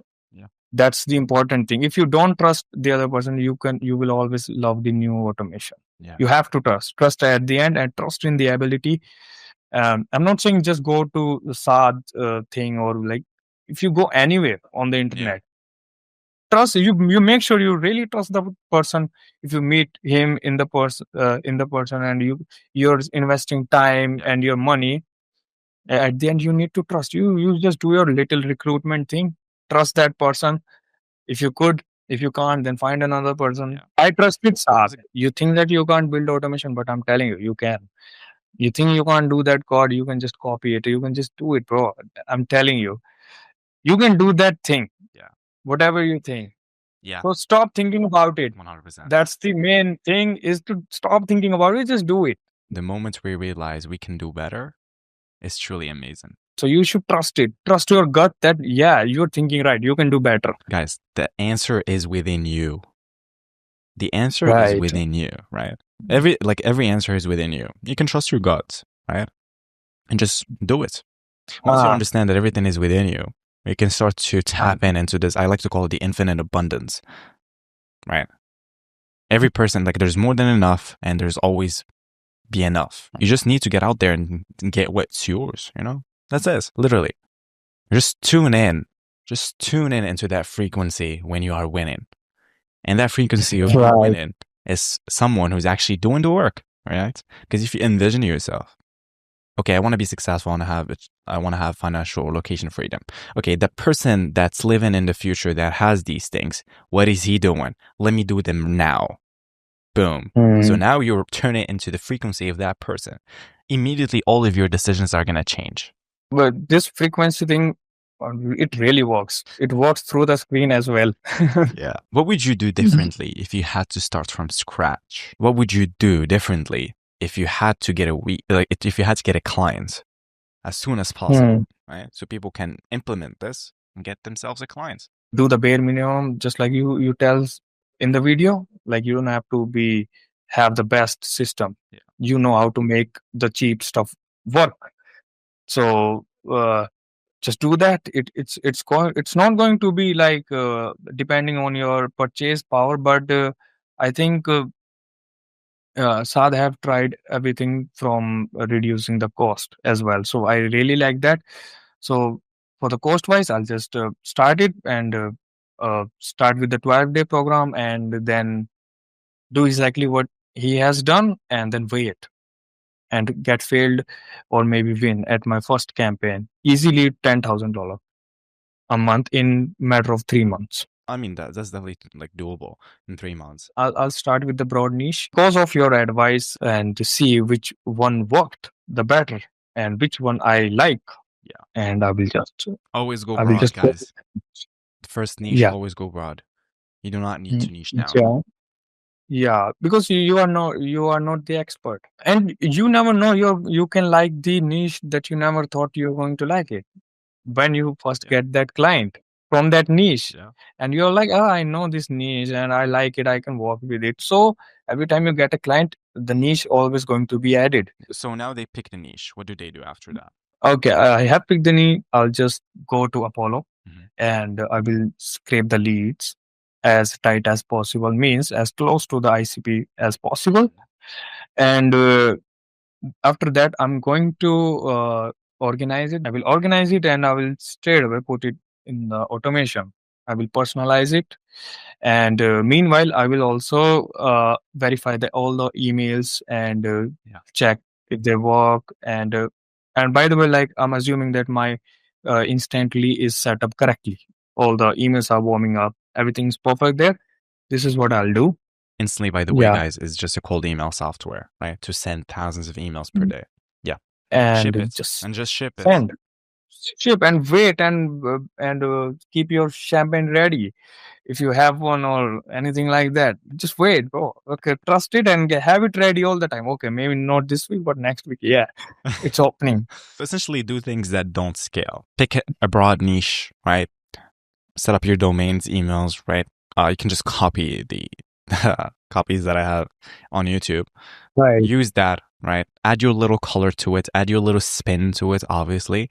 And then you can just enter the market, put in the reps, you know? Like, this is a big problem with people in the automation space is that they look at automation as this shiny diamond that people are just going to smell your automation, just buy it from you. You know, I mean, it's not e-commerce. You need to reach out to people, you know? It's a big mistake. They just build all day, and I used to do that myself. They just build all day, and they end up not being profitable, right? So, thank you so much for your time, Aaron, today. Had a lot of fun talking to you, and I'm excited to see where you're gonna be in the next 6 months. 25K coming soon.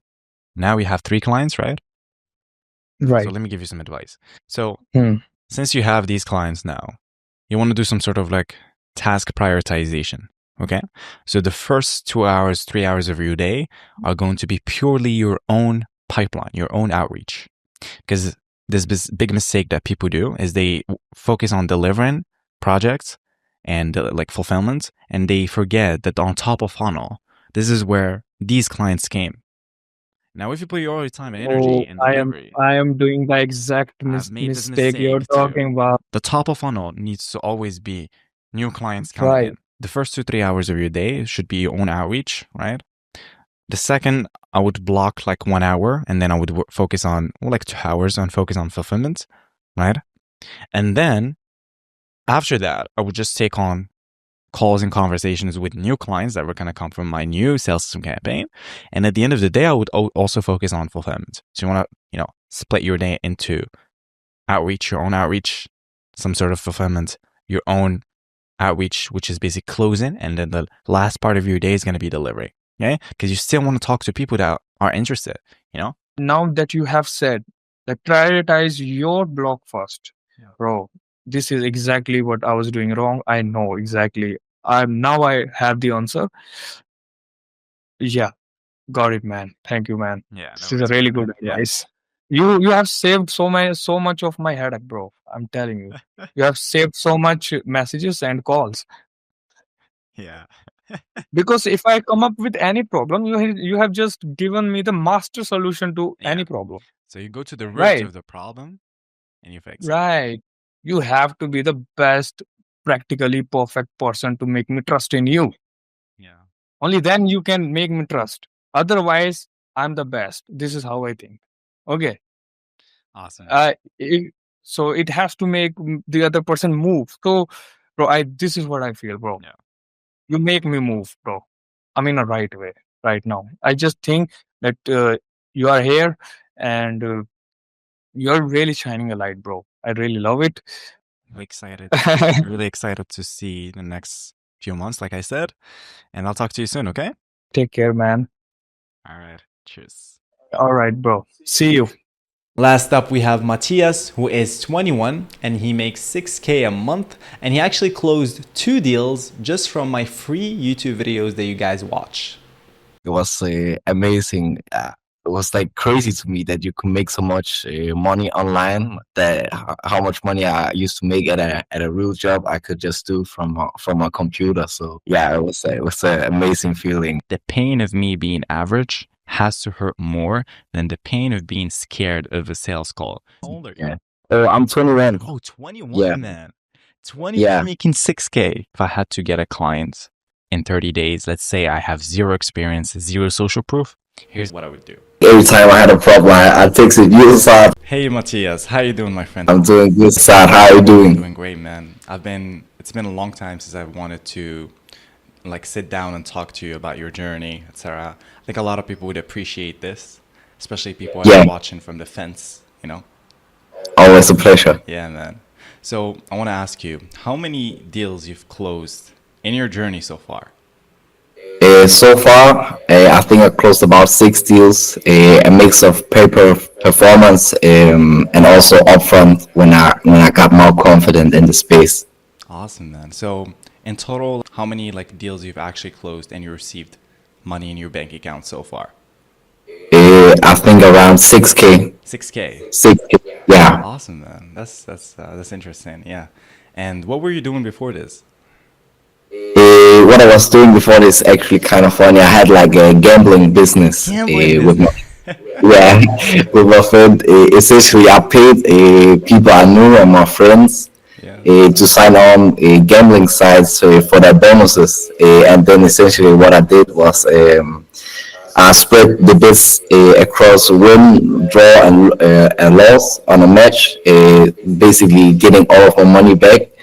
And then in the second match, when you got the bonuses, I did the same again, and that's where I basically generated a profit. And then I paid people to use their bonuses. Wow, man. So, yeah, So from but it's not sustainable at all because I have to send people a lot of money, and I had a contract and stuff. But I didn't really trust people with that much money. So yeah, and then I bought a course in the same niche for like 5K. But 5K yeah, course.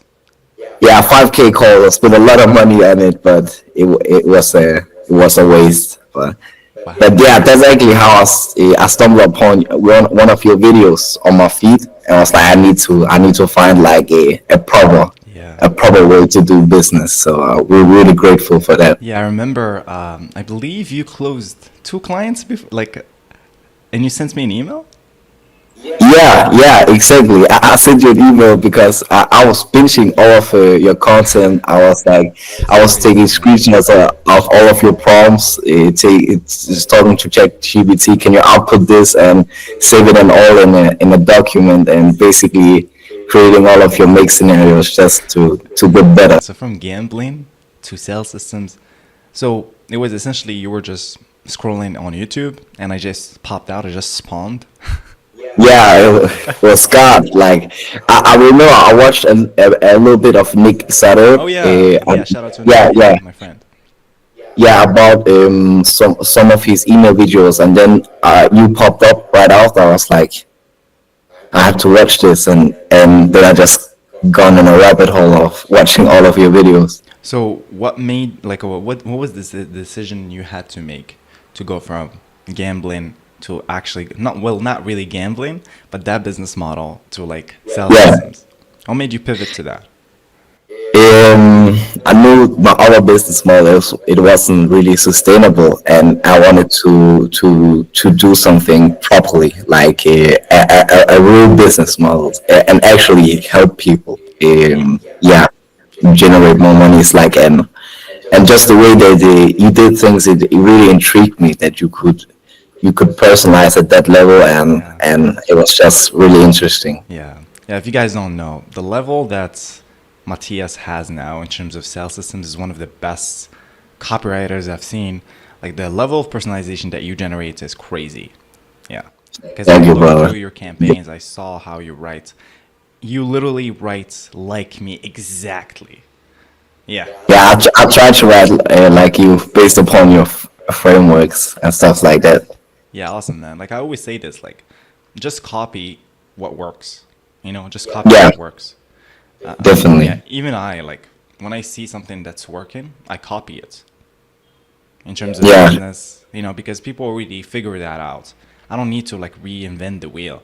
You know? Yeah, Tell exactly. me what works. Yeah, This is exactly what big companies do. I mean, think about it. Like when TikTok came in, well, now we have IG Reels. Now we have YouTube Shorts. So if Yeah. big companies are copying each other, what makes us different? Yes. You know, yeah. No need to reinvent the wheel, I don't should need say. to do it. Yeah. Yeah. So was this like I believe it was like 6 months ago now. When Yeah, you first got started with cell systems. yeah. It was about 6 months ago. So yeah, so happy to be in this space. Yeah. It's an amazing space. So just so I understand, you closed 2 deals, like just off YouTube.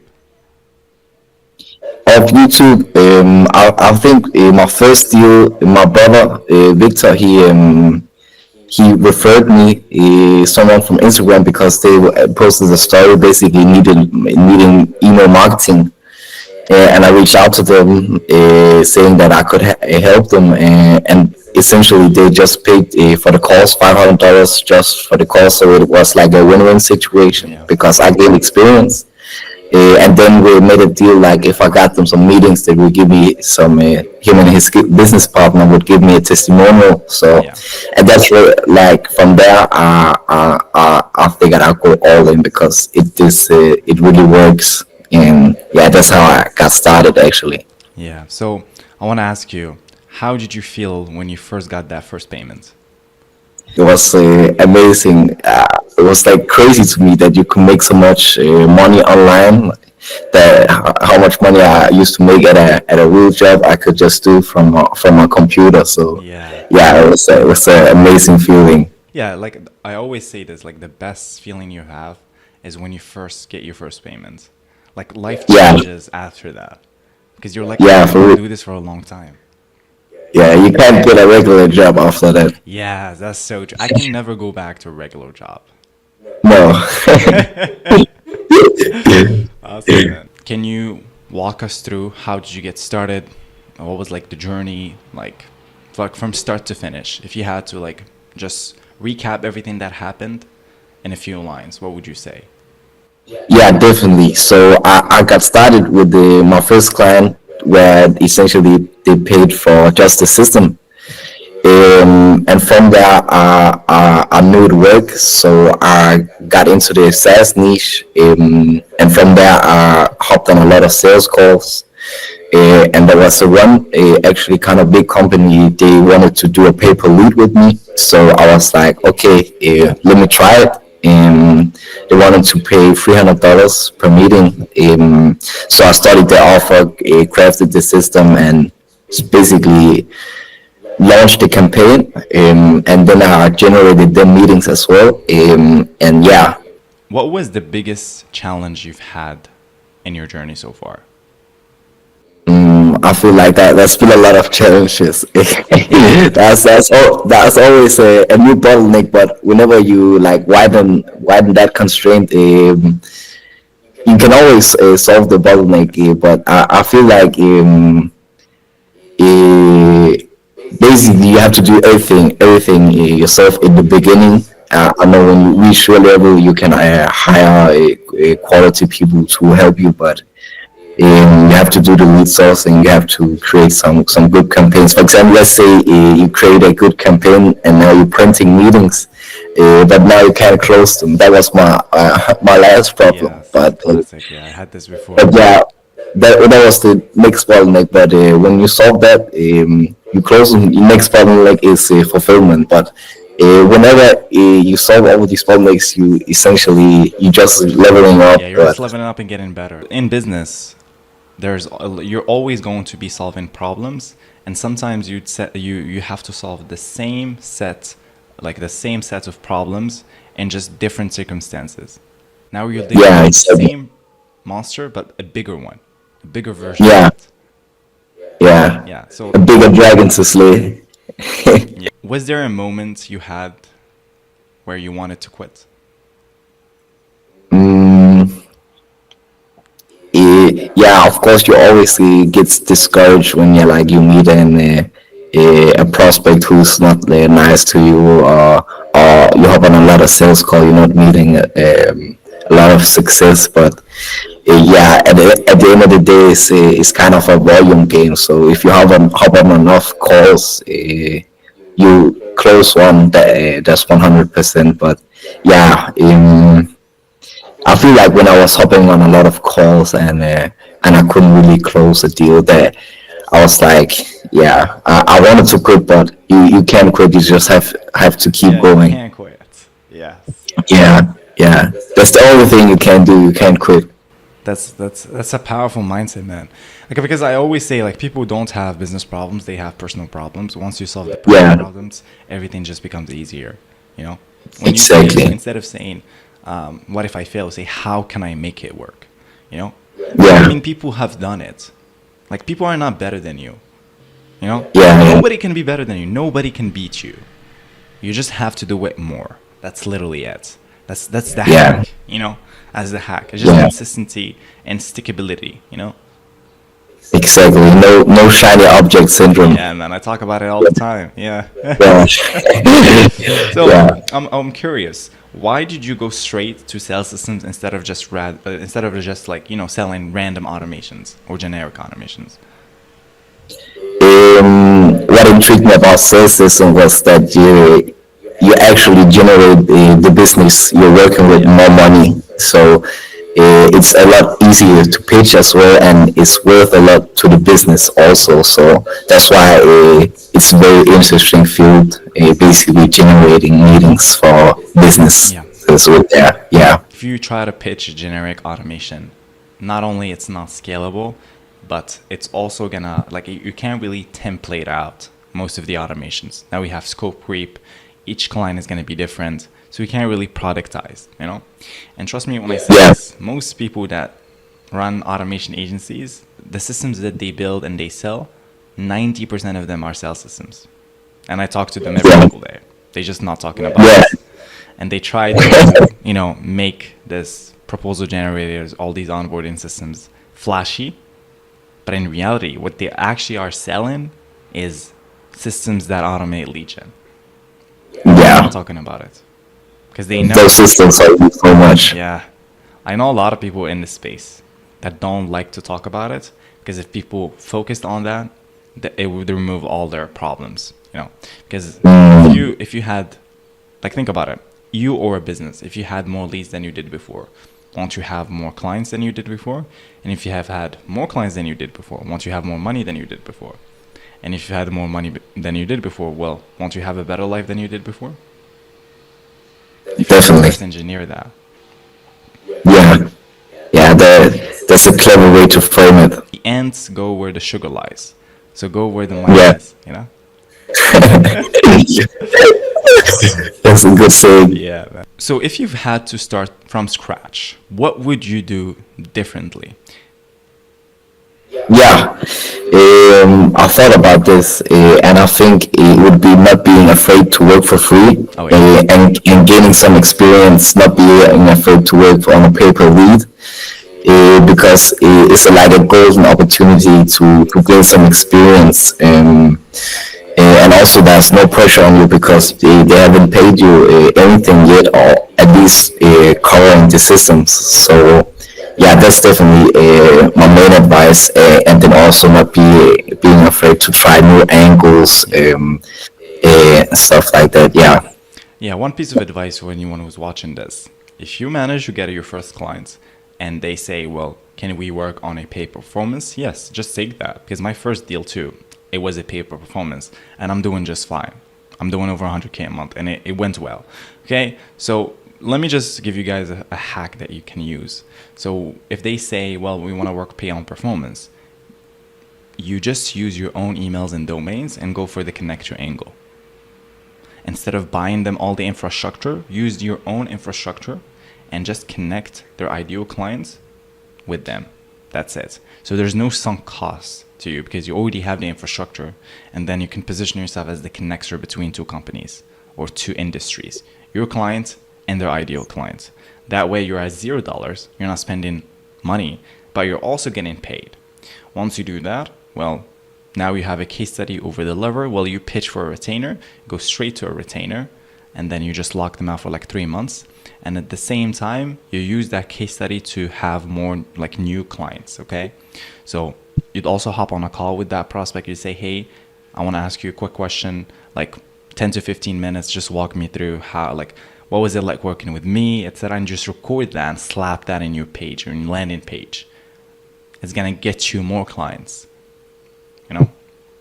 Yeah, exactly. The social proof is everything in the space. I feel like so when you work with a couple of clients, it's easier to close the next couple of clients. Especially if you got them good results.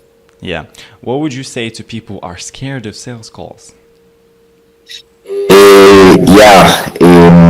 If you're scared of anything, you should just do it. Like it's important that you do it because at the end of the day, outbound is what moves the needle. Yes. But outbound doesn't really matter if you don't hop on the opportunities that you generate. So yeah, you have to hop on the sales calls. Yes, I mean, And the beauty about sales systems is that you control your fate.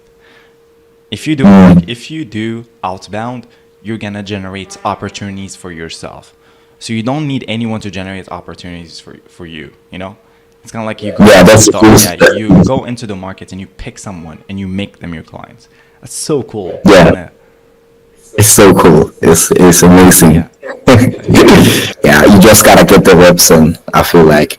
Yeah, anything that you're afraid of, you should confront it. This is a self-limiting belief, and it's also kind of self-sabotaging because I had this exact same thing. When I first got started, if I had a positive reply from someone, I would panic because I need to talk to them now. Yeah. Especially as an introvert. So I Yeah. had to learn that the pain of me being average has to hurt more than the pain of being scared of a sales call, because potentially that person is going to have to pay me money. And why am I scared of someone who wants to pay me money? Yeah. See how Makes no sense. old Right? identities want us to stay broke, whether it's Yeah, stay the same. whether it's our own limiting belief, maybe in our childhood, maybe for example, in your childhood, someone told you, well, you're never going to be successful, or maybe your teacher said that, and now you intrinsically, subconsciously still think that, unconsciously you still think that. When life, you get older, etc., and you want to build a business, you want to have financial freedom, you want to have location freedom. Now that old identity is trying like its best to put you in that comfort zone because you're scared of success. See how interesting that is, Yeah, that's so crazy. But Actually, you have to like, do it. It's part of your individuation process. It's part of you becoming a more mature person. Is you need to confront that. You need to confront Yeah. it. How old are you? Yeah. Oh, I'm 21. Oh, 21, Yeah. man. 21 Yeah. making 6K. Yeah, yeah. When I was 21, I was punching people in the face. Yeah, you was a bouncer, right? Wow, 16, man. Wow. How was it? Did you like it? Yeah, sometimes. Yeah, especially when they are knocked out after. Okay. Yeah, when you knock someone out, you get this insane confidence boost. But anyway, that's a topic for another day. Yeah. Man, like you're 21 years old, making 6K. So think about it. Like if you had to go through university, do you think you'll be making 6K now? No, definitely not. Definitely not. Like well, what does your friends think about this? Like when you tell them, "Hey, I make 6K, I'm 21." Yeah, they're happy for me that I found something that is working because I tried like every business model. Classic, yeah, yeah. Yeah. For this. I tried SMMA. I tried some trading. Yeah, all the classics. But yeah, this one is the best by far of all the business models that I tried. Yeah, see, most people tried SSMA, basically like trading, crypto, TikTok shop, e-commerce, like selling everything, selling T-shirts, all this stuff. Everyone went through this thing. I tried, being a web developer, like designing website, and I quickly realized that it was not that thing for me. I hated it. Okay. Yeah, I hated that. I think my strongest points are definitely going to be sales. It's not even automation. I'm not the best at automation, but I'm really good at sales. And most people, most people that are really good at automation, they usually are not making that much money. It's just the truth, man. Yeah, sales is important. That's the biggest bottleneck, like that I noticed just the last 6 months, because the AI and automation space is so big now. Everyone wants to do this, but most just know how to build workflows, but they can't explain that workflow in a way that's gonna help a business grow. Yeah, that's also what you mentioned. You shouldn't dive in on the specific details on the system, but more like Yeah. Yeah, benefits over exactly. features, right? This is basically what I teach. Like I never like to give you guys some context. Basically, when you enter a sales call, the best way is just anchor the price first. Mention the pricing, because most prospects are so used to getting hit with the pricing question at the end, and now they have to do something else, So it acts as a pattern disrupt. You say, hey, usually the clients that we work with invest around X, Y, and Z. And then if it makes sense, and if it seems like we're fit, we can just go ahead and get started. Best way you do it. And then like most prospects are going to get scared. They're going to get intimidated, which is good because now you have authority over the call because you want to frame the call. Once that's done, well, now you can understand more, like you can ask them questions about their business. It's called pain discovery. You ask them, what made you hop on a call? What made my outreach stand out? And then you can transition from that to the why questions, which is essentially why now, right? And then you'd ask them about their current lead generation methods. Are they using any automated lead gen, etc.? And then you transition into your solution, which is basically the payoff. It's always going to be benefits over features. Talk about ROI. Since you transitioned from the why questions, you'd say, well, what would happen if you don't fix this right now? You show them the costs, because most people just show them the payoff, but I show them also the costs. Compare the costs to whatever they are doing to your solution. Because if you don't compare it, prospects are always going to compare that to something that costs them less. That's amazing sales pitch. Like I covered this. Yeah, I covered the exact same thing after I was struggling, and it went much better. After you also posted a video on this. So yeah, I did the exact same and went a lot more smooth. Yeah, when it comes to you, man, like I think the only thing that I would add is just like ask for more money simply. Yeah, I think you have the confidence. You just need to say it. it's like also like a limiting belief that I can charge more money. Yes, but yes. yeah, Again, it's a limiting belief. Well, of course you deserve more money, man. I mean, you're solving a big problem, You're solving a big problem, which is client acquisition. Think about it. Yeah, exactly. 5K exactly. is nothing for a business that's gonna make 10 times ROI. Yeah, exactly. What would be a piece of advice that you would give to someone that is watching this and wants to get started? I'll say get out there and start doing sales systems. that's my main advice. Action. Yeah, take action and try everything. Launch fast, iterate hard, based upon what's working, and yeah, you'll definitely find success. Okay, but if you had to, because I want people to watch this and get some actionables, actionable step by step they have to implement, because the cool part about my channel is I'm not just saying to people just the mindset or like the theory, but actual things they need to implement, like they can implement today and get some results. What would you tell them? What would you tell these lovely people? Yeah, I'll tell them to basically to make it the most frictionless. Just hop on all of the free trials on the software, launch a small campaign, gain some experience, hop on the meeting, find a clever angle to work your leads and respond to them quickly, and hop on a meeting with them. And from there, you learn a lot just by taking action. You learn a lot more than thousands of YouTube videos.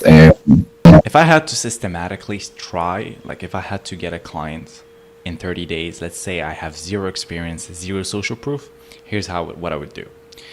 I would sign up to all the free trials, right? Let's say, I have a startup capital of like $300 or $200.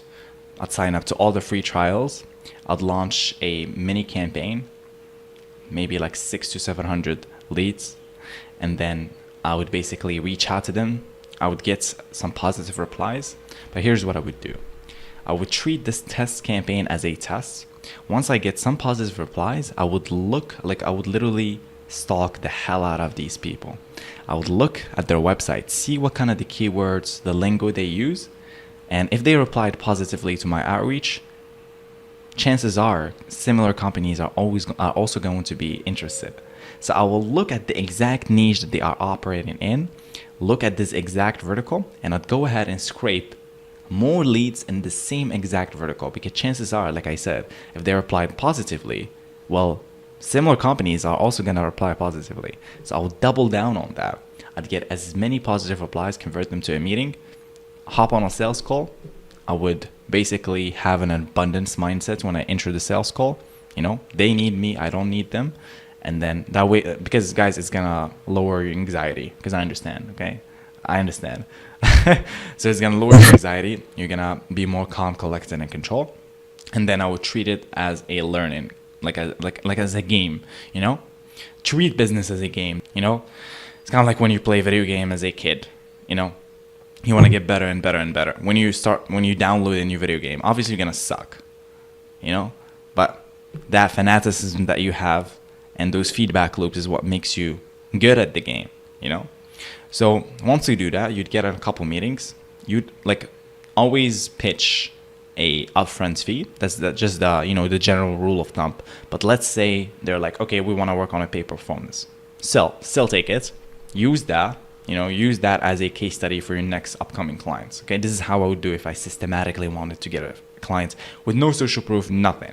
I would get that first client. I would use the connector angle, which means I'm going to use my own domains and emails, reach out to them, get them a couple intros, and then I would record a case study video testimonial with them, slap that in my landing page. I'd also keep my outreach, so I'm using that cash that I collected from delivering.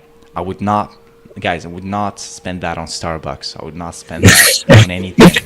Okay? Use that, reinvest in better infrastructure, and then use that case study as a case study in your copy. So you are working with them. Even if you get a client, don't think that it's not a case study. Say, hey, I am currently working with X, Y, and Z. Always say that. That's your social proof. That's your little color. Once you do that, you keep your pipeline flowing, get second, third clients, and then you start systemizing. But that's another topic for another day. Yeah, that's the path. That is the path. That's the best path. Yeah. Awesome. That's the best framework right there. How did you feel when you were in the community sales systems mastery? What was the community aspect of it? The community was everything. Every time I had a problem, I texted you out what should I do with this bottleneck, this copywriting, my deliverability, also lot crazy amounts of value in the school community, discount codes, info, cool angles you can try and print meetings for. So I wouldn't have made it this far without the community at all. So so grateful. And actually, my brother, he's the one that bought the calls for me. So that's why in school my name is Victor. Yes, so if you So I want to ask you one final question before we wrap this up. What would you say to someone who's watching this and they are listening? They're like, okay, this sounds cool, but I don't think I can do it. Okay, I'll say you can't do it until you do it. So I also thought I like this. You can't do it unless you do it. Yeah. Wow. I also thought I couldn't do it, but you can do it, because if someone else can do it, you can also do it. And they've just been doing it for more time than you have been. So no worries. It's like a limiting belief, in my opinion. But you just gotta crush that limiting belief. Exactly. With action, With action, yes. Yeah. Yeah, action beats any research, beats any everything, Yeah, exactly. So what are your next steps right now? My next steps, I think down the line it would be productizing my service a bit more like you. Yeah, I'll give you a couple ideas when it comes to this. That would be awesome. Yeah, and just keep my pipeline flowing, closing more deals, more social proof, reinvesting the profits into the business, and just scale from there. How many 21 years olds that are making 10K? Yeah, that's crazy to think about. People need to go to university, do all this stuff. They'd have to settle for a job that pays them 5K. Imagine that. Yeah, that's the thing. It's more risky to get a job almost. And you're literally there sitting with shorts a t-shirt and you're closing deals and you're making things. Yeah, that's crazy. Awesome, Matias, man. Like, thank you for your time today. I really had fun. Thank you so talking to you. much. It's always nice to talk to you. Even It's a our pleasure. call that we have. Yeah, Yeah. I'll see you there. I'll see you also. there, man. Yeah. Yeah. But yeah, thank you Thank for you. coming today. You would inspire a lot of people to actually just get out there, take action, you know. Thank you, man. And I'm really proud of you, man. Really proud of you. I And couldn't have done it without you, brother. you will crush it. And I am gonna help you with it, as always. Don't worry. Yeah. Thank you, brother. Some ideas, right? Yeah. Awesome, man. Thank you. Thank you so much, like I said, and I'll talk to you soon. Sounds good? Sounds awesome. Awesome, man. Thank you. Perfect.